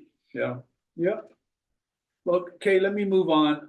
God punished the Israelites by causing them to spend 40 years wandering in the desert. Likewise, a plague struck the 10 spies who were earlier sent to explore the land, because they were responsible for the confusion, and they died. However, Caleb and Joshua were not touched because they were faithful to the Lord. On hearing all the punishment inflicted on them, the Israelites repented their sins and decided to invade. Moses warned them that they would be defeated because the presence of God was not with them. But they would not listen. And doesn't matter what you say, we're gonna go in anyway. Well, they were defeated. Go ahead, Sharon. Just a question, do you think only the 10 men died of the plague, right? That's what it says. Well, it says that they died because of the plague. No, I believe there were more people who died in the plague, because there were a lot of people who grumbled. Well, I know it was the 10 anyway. 10 anyway. So I was just wondering if they were charged with the unfaithful wife. How God set up after the golden calf. Right.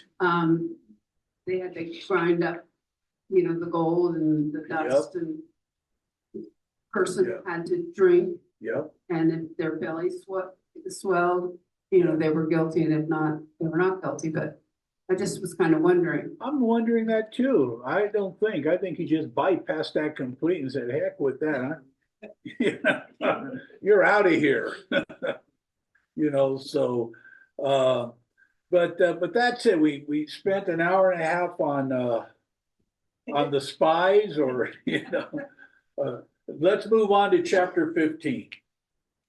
After disobeying God and facing their defeat, the merciful Lord appeared again to Moses in Numbers chapter 15.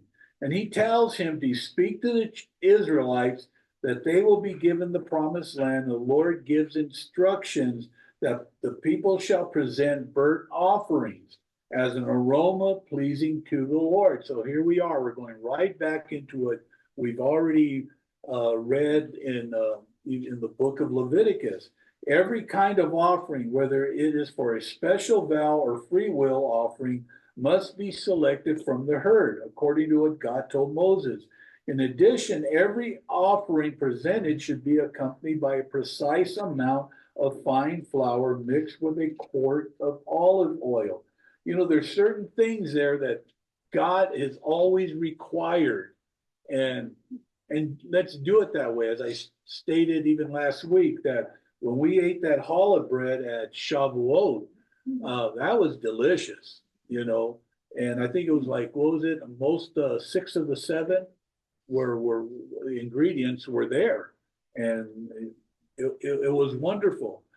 But in verse 14 is where I want to get to in chapter 15.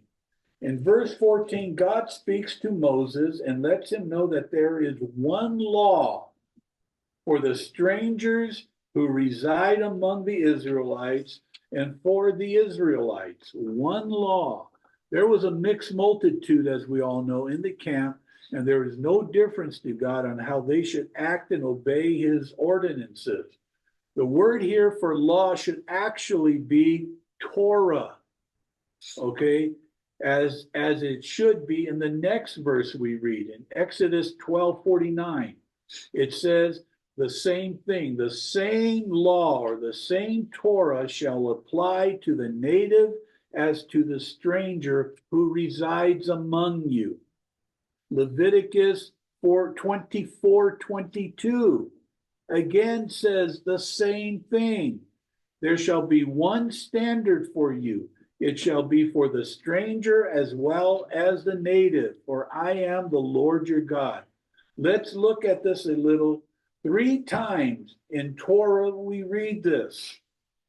In Exodus 20:10, it says, but the 7th day is a Sabbath of the Lord your God. On it you shall not do any work. You, your sons, and your daughter, your male slave, your female slave, or your cattle, or your resident who stays with you. All too often, the stranger. Okay, well, let me stop there. In Roman numeral 4, one Torah for both the native born and the stranger who lives among you. Okay, because all too often you read the rabbis questioning this, saying that this is only for the Jews. Okay, or you'll hear a Christian pastor saying that is only for them. We are under a different law or a different covenant. But all too often the stranger is not treated fairly and in fact is treated worse. God is making it clear that there is no separation of the two. One God for both who put their trust in God, and one Torah for all. The blessings are for everyone as well as the curses for disobedience. And that's one thing too. There's many, how many times do you see a Christian open up the Bible? They'll go to the Old Testament is what they'll call it. And they'll say that, oh, this is for me. Oh, the blessings and this. But you have to understand, in the Torah, when you plug into the Lord, you are going to reap the blessings. But if you disobey him, what are you going to reap? The curses. It's one Torah for both Jew and Gentile. The previous chapter, God said no one over the age of 20 will enter the promised land. So do you think the foreigner who attached himself to Israel were exempt? Of course not. As the Torah says, we know the heart of the stranger because we were once strangers in the land of Egypt. Now for Torah today, both sides of the aisle agree that the Torah is only for the Jews. Let me show you. If you ask a Reformed Jewish rabbis a question, are Gentiles expected to keep Torah, meaning the Sabbath, the feast, the kosher foods, the law, circumcision, and so on? To a man, these rabbis would say no. Okay? If you ask an Orthodox Jewish rabbi the same question, they'll give you the same answer. No. Many Protestant and Catholic theologians and clergy will give you the same answer. No Gentiles have ever been expected to keep Torah. Hold on. Even within the Messianic community, okay, you will find those who say Gentiles grafted in do not have to follow Torah. And then there are those who say, yes, they do. What I read is one Torah for both the Israelites and the sojourner. Bonnie, go ahead, then I'll give another. I can't remember the verse in Leviticus, but it says, these are the Lord's appointed times. It doesn't Yes. say they're the appointed times for the Jews, for the Gentiles, for the kittens, for the puppies. It says these are the Lord's appointed times. So anybody who says Yeshua is their Messiah, aren't they supposed to follow this? Amen. And then what does Yeshua say? If you love me, obey my commandments. Keep my commandments. And when he said that, the book of Ephesians wasn't written yet. Acts hadn't even happened. All these things. So the thing is he was talking about his Torah. Okay. Yesterday, we had a couple ladies there for the very first time. And after it was all over, they wanted to talk. So I spoke with them. And one of the things they brought up was the festivals. And I told her, go to Leviticus 23. It's probably the most prophetic chapter in the Bible. I said, when you read it, you're going to read of all of God's festivals. I said, but underline or highlight where it says, these are God's festivals. It doesn't say these are the Jewish festivals. I said, so if they are the festivals of our Lord, I said, then you need to, then we need to find out why aren't we doing it? So I shared with them, and I told both of them, you will not see us celebrating Christmas here or Easter. I said, but you will see us observing God's festivals. So she wanted to know more, and I gave her one of the little pamphlets that we have. I said, in a nutshell, this will explain a lot of this.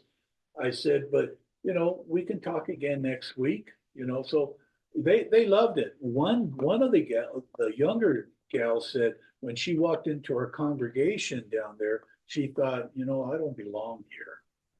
But then she sat there, went through the whole service, and after it was over, well, she shared that with me, and she said, and after I went through the whole service, I thought, oh my gosh, this is wonderful. She heard the message and the celebration. They said the only reason they did not partake in communion, but part of it was because she says, I cannot eat wheat. Was there wheat in the matzah? I said, yes, there was. She said, well, I can't have that. And I said, well, then you don't take it. I said, because above all, above everything that you're going to read in the word, your life is most important. I said, so she said, well, I have little like crackers at home. I said, bring that with you. I said, so it was a good conversation, but what you hit on, Bonnie, that's exactly what they wanted to know. They wanted to know about the festivals. But I thought it was wonderful because the reason they love our congregation, it's more than just like the worship or the message. It's the people. When people come and give them a hug and welcome them, they feel the love in there. Go ahead, Bonnie. Well, it's not only that. One of the things that I love about Pastor Bruce, he follows the leading of the Spirit during the service. It's not, okay, the worship does 3 songs, there's the announcements, maybe special program, 30 minutes from the pastor, 2 more songs, let's go to lunch. Yeah. He follows the leading of the Spirit. And sometimes the services are longer, sometimes they're shorter, it doesn't matter. But I think that's what people are drawn to. See, you didn't say it right. Sometimes the service are long, and sometimes the service are longer. Okay. Longer's the better. And I hear that from the children, not that the service is long. Is he done yet? Are we there yet? Can we just wrap this up? Oh, do you remember that? Oh, there's some of us old timers here. We used to have a gal in the congregation. She's passed away. But now, Pastor Bruce, can we just wrap it up? Yeah. But somebody was gonna say something. I thought I saw a hand. Maria. When I was studying about the seeds, how hard it is for us to accept that command, and it's a commandment. Yeah. You're gonna study on that. It's what God said, this is what I want you to do. Yes. Period. Yeah. But we don't do it. Yeah. Why? We're Yeah. so stiff-necked, and we talk about them being stiff-necked in the wilderness. What about us? I remember just before I got out of the Adventist church, Sister White, one of the founders of the church, she said, you know, maybe there is something about this Passover. We should look into it and maybe start observing. She said we should start observing this. The church shut her down. Wow. And you know, we're doing the same thing too. Yeah. We'll find a Christian way of saying, well, you know, this is what the rabbi said. We don't have to really do this. Well, the only thing that we believe Yeshua crucified, that's what we believe. Yeah. Right? But we believe a lot more than In that. the Old Testament, the one thing we believe in is pay 10% tithe. Everything else. Oh, you yeah, can they forget. don't want you to throw Yeah. that part out. Don't forget, and we're doing the same thing. Yeah. So when you come to the seats, you can tell us if we should wear it or if we should not, and how we should. Okay, Yeah. it was a lasting rule for them that the generation to come, you probably know how you probably know how I feel about it. I do believe that the Torah says the same Torah for everyone, both Israel and those who attach themselves to Israel. So we're gonna move on now. Okay. Who was it? Gary, go ahead, Gary. Thing on. Yes. It's on. For the most part of Christianity, I think it is lazy. You come in Sunday morning, you do your thing, and then you live the way you want the rest of the week. I think people fundamentally are lazy, especially in this country. They take the easy path. They don't want to work. It's too much effort. They take the path of least resistance. They think they've got their fire insurance, and that's all that they have to do.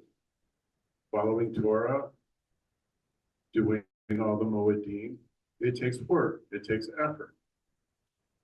And I think that's the bottom line for most of it. Mhm. You know, obviously power control in the upper echelons, but people are fundamentally lazy. Easter, Christmas are feel-good holidays. They're not the Moedim. Right. And I think that's why very, very few people, even if they knew about the Moedim, will do them. Yeah. Because it's too much work. Right. And fundamentally, that's the way people are. They're just basically lazy and take the easy path. And I think that's going to come back to bite them at one point. Well, you do know that our founding fathers, when everything started here in America, there was no such thing as Easter in America. That didn't come in. That didn't come in until the middle 1800s. Okay, and a lot of it was the Germans. They brought it in. So people don't realize that it's only about 150 years old as far as observance of Easter and Christmas, whereas the Passover and a lot of the the biblical holidays go back, 3,000 years. So it's already established, but it's just like about 250 years after Yeshua's death, or a little over 200 years after his death, the Council of Nicaea, they didn't want anything Jewish in it. Jews were not invited. Hebrew scholars. No Hebrew scholars, all this. So it's the work of the enemy. It's the work of Satan that to pull a lot of the godly wisdom, or a lot of God's commandments out and replace it. And that's why it's replacement theology. I agree with you. I mean, I listen to some of these pastors, and I'm thinking like, oh my gosh, did he just say that? Yeah, he did. And they say something just off that if they really studied the word. And that's why I love this midrash, because we can go in and we could bring things. You have me thinking now, Maria, because I believe that women were also died in the wilderness, but the way it's written, now I got to go look at the Hebrew. We didn't do anything, the men that did it. Yeah, no, I can't blame the men totally. No, I beg your pardon. but in Roman numeral 4, did I tell you one Torah for both the native born and the stranger who lives among you? And number 1, everyone will experience the blessings and the curses. You're not going to get around it. You attach yourself to Israel, you will be blessed. And don't they even say that today? Because the word says, if you bless Israel, you'll be blessed. If you curse Israel, you will be cursed. So, A lot of young people that are going to be cursed. oh, there's a lot of young people that are just misinformed. Okay, now in verse 32. Oh, go ahead, Taryn. So going back to the whole women and golden calf thing really, really fast, I could swear like a couple months ago, I don't remember which month it was, but we were here at Rosh Hodesh and you said something about God giving Rosh Hodesh as like a Mother's Day because they didn't participate in the golden calf. Absolutely. Now that's tradition, okay? But I shared that because of their non-participation in the golden calf. Well, you're thinking to yourself, well, the nose rings and the earrings, where'd they get them from? The men. It was the men who gave it. But because of their non-participation in the golden calf, every Rosh Hodesh is considered Jewish tradition that it's a Mother's Day. So on that day, on Rosh Hodesh, when your husband says, I got nothing to wear, well, you're tough, Today is my day. You go do the wash. No, it's a special day for the women. Yeah. No, I did say that, and that's traditional in the Jewish mindset.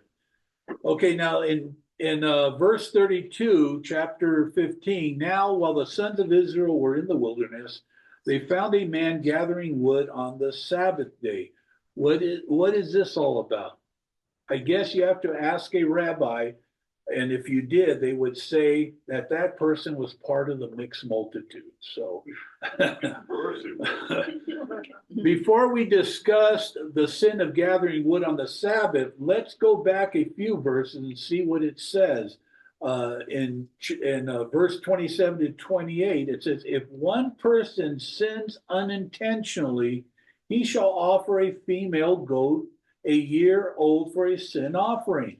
And the priest shall make atonement before the Lord for the person who makes a mistake when he sins unintentionally, to make atonement for him, and he shall be forgiven. Now we can move on to the person who was picking up the wood and see why such an extreme sentence was placed upon him.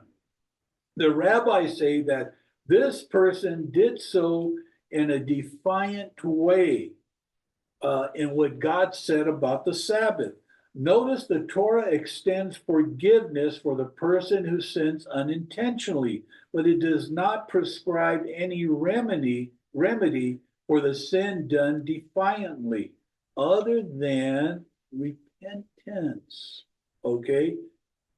If caught, he can only repent and enter a plea to bargain, to reduce his sentence to an unintentional category, hoping to remain in the community.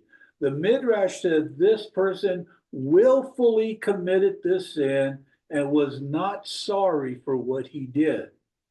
Now in Numbers 15:30-31, it says, but the person who does wrong defiantly, whether he is a native or a stranger, remember, one Torah for all, that one is blasphemy the Lord, and that person shall be cut off from among his people, since he has despised the word of the Lord and has broken his commandment.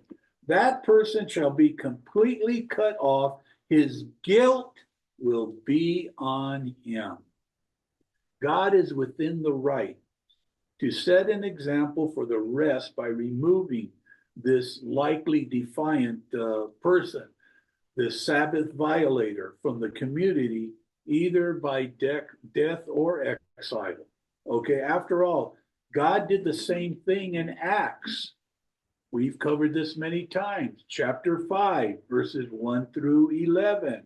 Ananias and Sapphira lied to the Holy Spirit about the money they received for their plot of land. God made them into a valuable object lesson for the early believing community by striking these two dead. And this, and remember, this is post-resurrection. This is after. I believe he was doing there in Acts what he did back with the Sabbath breaker, okay, picking up the wood. Even Moses and Aaron didn't know what type of punishment should be attached to this crime. You remember reading that? They didn't know what to do. Otherwise, they wouldn't have or otherwise they probably would have simply, said, yeah, take him out and stone him. Okay. In the end, God himself had to intervene directly and render the death penalty and explain how to do it when he said, stone this man. So it came about just as they said. He was taken outside the camp, and the way he was exiled is he was stoned. Go ahead, Maria.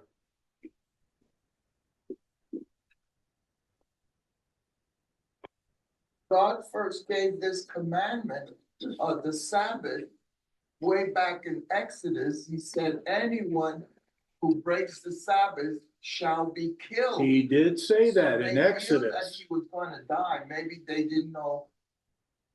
Put him over an anthill or cut him up in little pieces or. So, I mean, they knew what to do. Yeah. They just didn't want to do it. That's an idea, but it was the Lord that had to finally step in and say, basically, Moses, get out of the way. Kill this guy, or this is his sentence, Stoning. Stoning. Yep. They didn't know these were not little stones, they were like big rocks. Maybe that was it. They just didn't know. They probably knew. Yeah. They didn't just let him go. They had him like in custody until they. All the time. They threw rocks at everybody. And I'll tell you one thing: if you've ever been to Israel, there's a lot of rocks there. Okay, in Roman numeral 5, a defiant man is killed for gathering wood on the Sabbath. He wasn't just picking up sticks. Okay, now in Numbers 15 and verse 37, the Lord said to Moses, speak to the people of Israel and tell them to make tassels on the corners of their garments throughout their generations, and to put a cord of blue on the tassel of each corner. It shall be a tassel for you to look at and remember all the commandments of the Lord, to do them, not to follow after your own heart or your own eyes, which you are inclined to whore after. So you shall remember and do all my commandments and be holy to God. There it is. There's the commandment.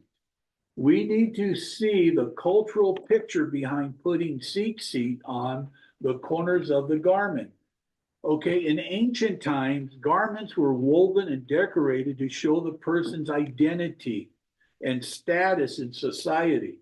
The hem and the tassels of the outer robe were particularly important because the hem was symbolic of the owner's identity and authority. Hear me out. I'm going to go on. In ancient Mesopotamia, the hem of the garment made an important social statement. Documents from the city of Mara on the Euphrates, and this is 18th century BC, revealed that the hem of the garment represented the person who owned it, and to cut off the hem implied an injury or denial of the person's value. Okay, an old Babylonian period of 1600 BC, the bride price paid by the father of the bride was sewn into the hem of the daughter's garment as part of the marriage agreement. In some cases, if a divorce occurred, the husband would cut off the hem of his wife's robe. Okay, now remember what happened in 1 Samuel 15:27 and in 24:4. In that story of Saul, the cutting of the hem is prophetic picture of God removing him from his reign. Okay, so, on the hem were attached the seat, which were a visual reminder of one of the most important promises that God made at Mount Sinai. In Exodus 19:6, it says, now then, if you will indeed obey my voice and keep my covenant, then you shall be my own possession among all the peoples, for all the earth is mine, and you shall be to me a kingdom of priests and a holy nation. Okay, the seat is very important. There's a picture there of the importance and why men, and that's one thing about the rabbi. The rabbis will tell you only the men can wear seat. Well, I'm telling the rabbis, the women love the Lord just as much as the men, maybe even more. So, this is a reminder for all of us. The seat communicated that idea using several even cultural pictures, and I'll get to them. Go ahead, Sharon.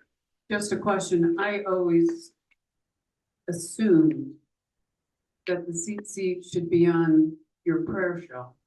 Mm-hmm. And I'm just wondering, do you think it needs to be on every garment or? Well, I do know that present day, your prayer shawl can only be worn during the daytime. Is what the rabbis will say. You never wear it at night. We wear it whenever we have a congregational meeting. Okay, night or day. But if I would say that even if you take off your prayer shawl, you still have the commandments around you by wearing the seat. It's an important commandment. I think that regardless if you have your prayer shawl or not, I think we should have it. Now, because our garments are different, we don't wear robes. Okay, so totally different. Peggy and I had that discussion yesterday. But like I told her, I said, well, we don't wear robes anymore. So what, I like what the Didache say, that, do the best you can, and the best we can now is just putting them on our belt loops. You can wear a talit katan, and that's like an undergarment, an undershirt that has it. I used to make my own, and I used to do it with undershirts, because that was easier for me to wear. The talit katan, it's uncomfortable.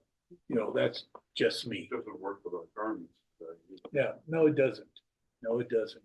Especially, and then if you tuck in your shirt, and you're tucking in your seat, and I used to do that when I used to go to work, tuck in my seat, and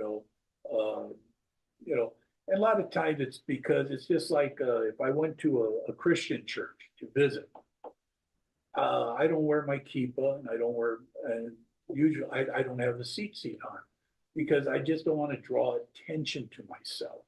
Maybe that's wrong. Maybe I should draw attention to myself.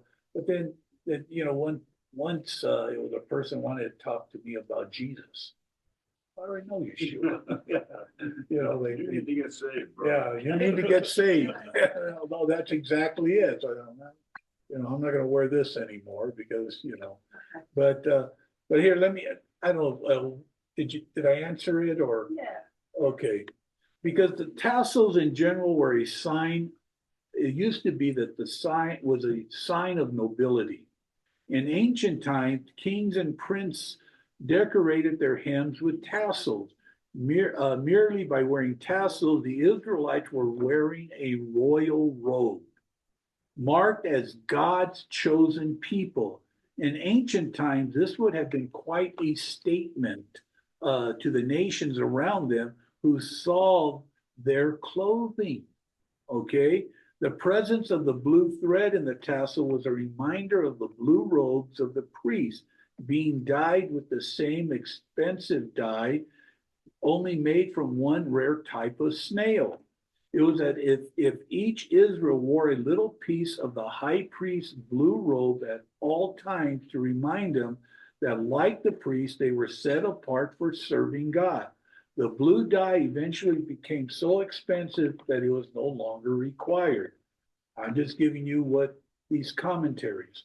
The tassel were wound and knotted in a specific pattern to remind the wearer of the commandments of God. This may not have been done in the time of Yeshua, but it was certainly understood in the times that the tassels were to remind a person to be continually obedient to the Lord, okay? By wearing seat, every Jew was reminded of his unique relationship with God. God was giving his people a uniform to wear to show their special status as a nation of priests. God was also forcing them to be obvious about their commitment to him because everyone around them could see the tassels too. Okay, then it goes on.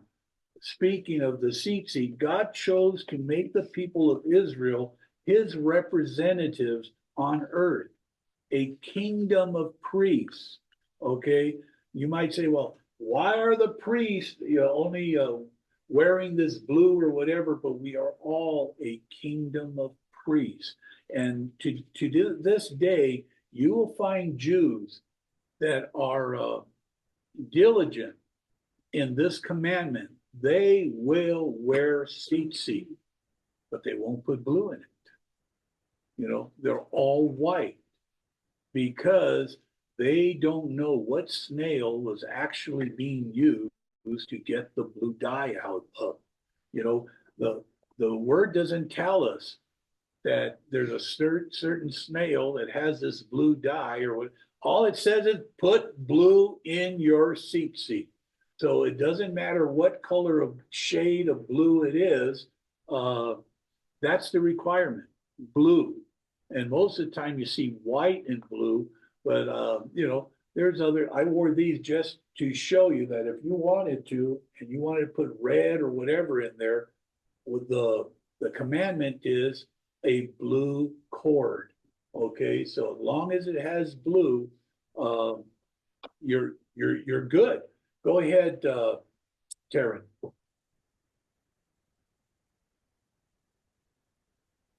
So I've seen Tallits come with like only white seats. Is Yeah. there a reason why they don't do the blue cord on it? Most of your seat, what's that, Sharon? Yeah, now I was gonna say that. Well, you see, I got my seat from the other Israel, and that's Brooklyn, New York. So, but it's the same understanding. If the Jews are gonna make your seat, which is what they do, then they're not gonna put a blue cord in. Because they can't find Yeah.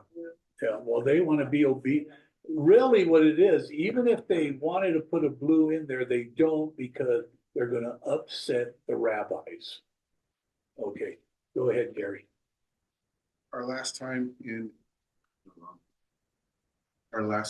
Israel with Rico, we went to this one place that I wanted to get the ziti. Yeah.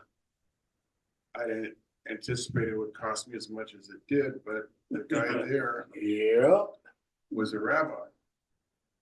And we waited right there while he tied them all up for us. And it was all white with blue. Oh, it did have blue. No problem whatsoever. God bless him. God bless him. Well, he's reading Torah. The way, and not man-made Torah. Pastor Bruce? A lot of people question whether women should wear a seat or not. I think that question came up a little earlier. In 38, verse 38, it says, speak to the New American Standard is the only translation that says to the sons of Israel. Every other translation says to the people of Israel, to God's people, to Israelites. The Tree of Life version does speak to B'nai Israel or B'nai Israel, which is everybody Included. And Hallel, and Ben is just a bet noon. The word here in the Hebrew is a bet noon yud.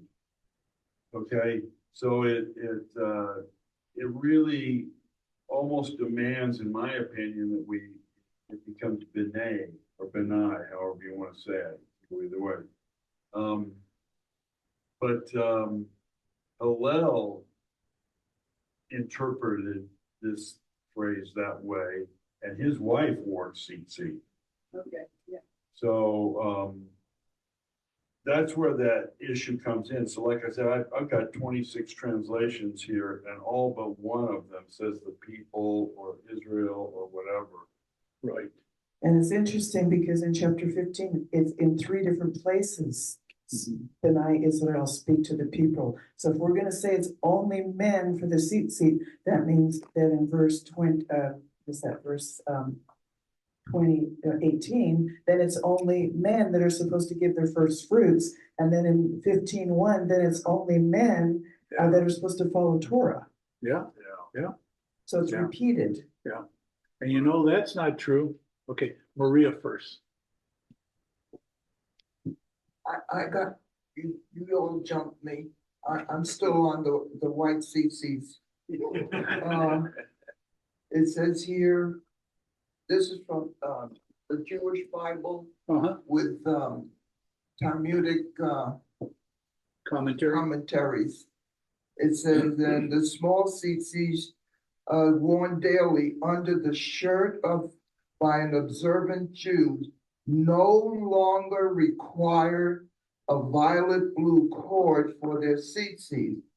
That aspect of the commandment was suspended in Talmudic time because of the scarcity and the expense of the blue dye derived from the snail. That's what I found too. Yeah. I found that too. That it was suspended for a time. right. That's like the Pope making a ruling, you no longer have to eat fish on Friday. It's such an arbitrary thing. The Bible, the Bible clearly says a blue cord. You don't have, it doesn't have to be white. It could just, you have one blue strand. And you're fulfilling the mitzvah here. Right. So the blue is the important issue. And this is why the price was driven up. This is why Yeshua went in and turned over all the tables of the money changers, because they were ripping everybody off.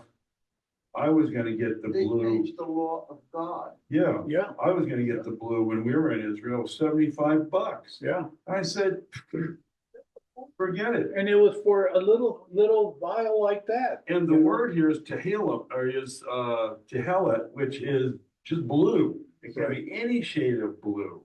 It doesn't have to be one shade. Right. That's all rabbinic. And it's for money. Oh, yeah. Money. Not biblical. So right now, just if you're wearing tzitzit, wear blue. And that's the commandment. I really want to know about women wearing tzitzit, because at the time when this commandment was given, it says on the hem of your garment, the garments were different from the men. Right. The men had 4 corners in their garments. The women did not have 4 corners. So where are we supposed to put Well, the tzitzit? what I found out, Maria, is I didn't find out anywhere where in ancient times women were told not to wear tzitzit. That came about In the Middle Ages. yeah, exactly. That came out like maybe about 1100, the year 1100, 1200. And there was a real And- move of chauvinism in that time frame. Right. So that's where I found that out. But in ancient times, I don't know where they would have put them, but I know the women would have worn them. So So what are we supposed to do? wear tzitzit. Wear tzitzit. Good luck on that. All this week I've been watching different, Beth Shalom and all the other. Beth Shalom, most of the men wear tzitzit, because Right. they get up to dance, guys. A word to the wise. But other congregations, they don't wear tzitzits, they don't wear tallits, they don't wear kippahs. What are we afraid of? Are we afraid to wear the yellow star? I don't know. If a woman is supposed to wear it, I will wear it. I used to wear it, but I took it off because I felt like I would be going against, or a man seeing me, a Jewish man seeing me wearing tzitzit, and here I am, not just a woman, but a Gentile. Yeah. And I didn't want to go against his feelings. Right. And I thought, well, it doesn't say a woman. Yeah. And I see most of the men don't wear it, so it can't be that important. Well, and I look at it, an Orthodox Jew or even Reformed Jew, they're not going to listen to you anyway, because you believe in, especially if you believe in Yeshua. But I'm a woman. I don't, You can get by saying, you're a man. Let me go to Carol. Pastor Carol, been waiting patiently. I have a grammatical thing. When we have non-gender identifying pronouns, you, them, You guys. they, right. And so the Hebrew, almost a lot of those words are masculine words to begin with. But when the masculine is used for a large group of people, it's a non-gender usage. So we don't stop and think about that. Right. We kind of go with our own mind.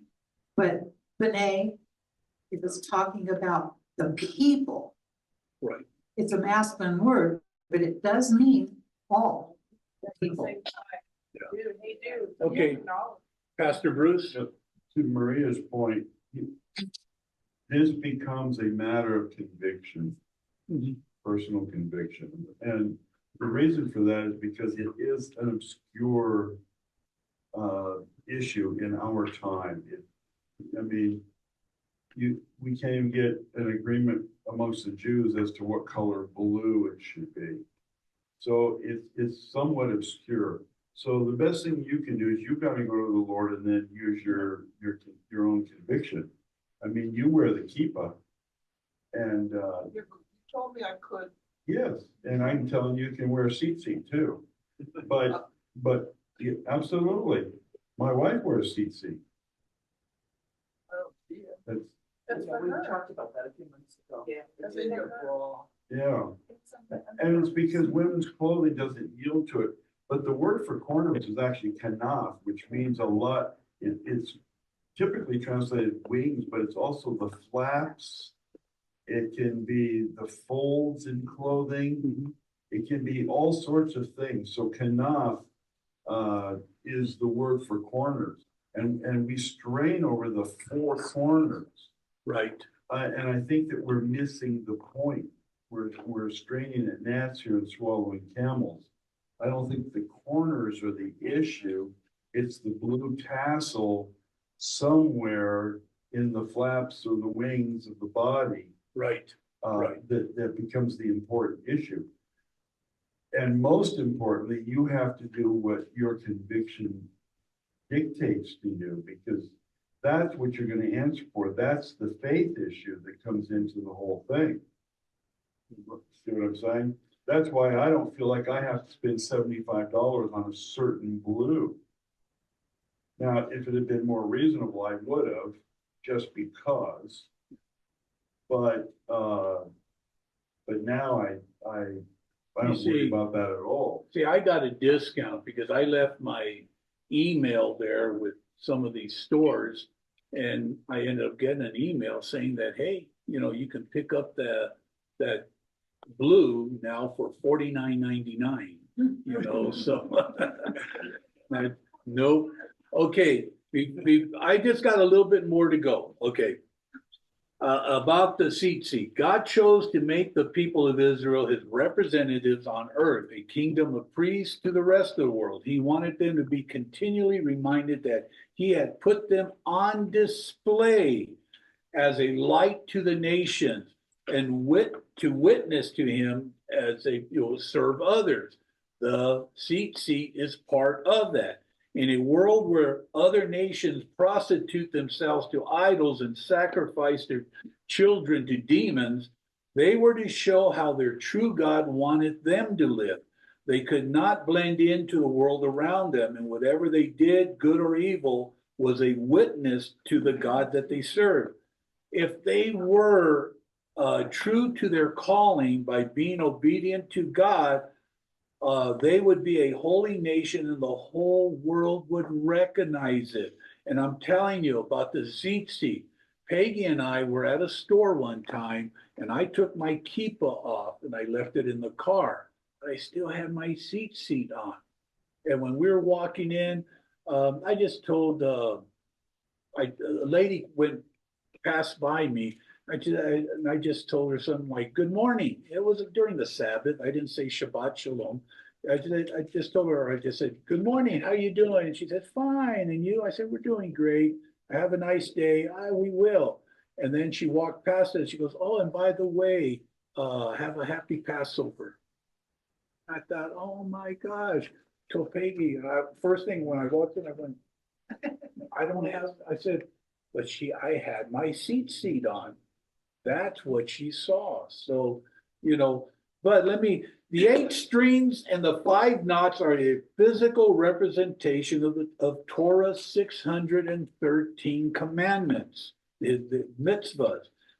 It works like this. Each letter in the Hebrew alphabet has a corresponding numerical value.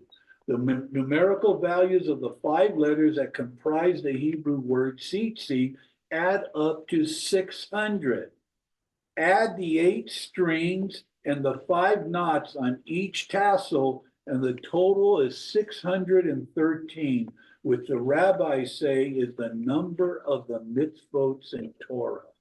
Okay, whether or not 613 is the correct count, that's not important. What is important is that God purpose for his law was to point us towards the Messiah who was to come. Galatians 3:24 says, so then the law was our guardian until the Messiah comes, in order that we might be justified by faith. No one is perfect and able to obey all the commandments. Even if there was only one commandment, we couldn't keep it. Sooner or later, that one commandment would be before you. Look at Adam and Eve. What was their one commandment? God told them not to eat from the tree that is in the middle of the garden, the tree of life. They had one commandment to keep, and they couldn't do it. You know, so God gave us laws to define sin and demonstrate our need for a Savior. Yeshua is the only one and perfectly who obeyed the Torah. Okay, this is a reminder, and like I said, it's a reminder to obey the commandments and do the best we can. Your fill-in for Roman numeral 6 is we are commanded to wear tzitzit on the 4 corners of our garment. And that is our Torah study for today.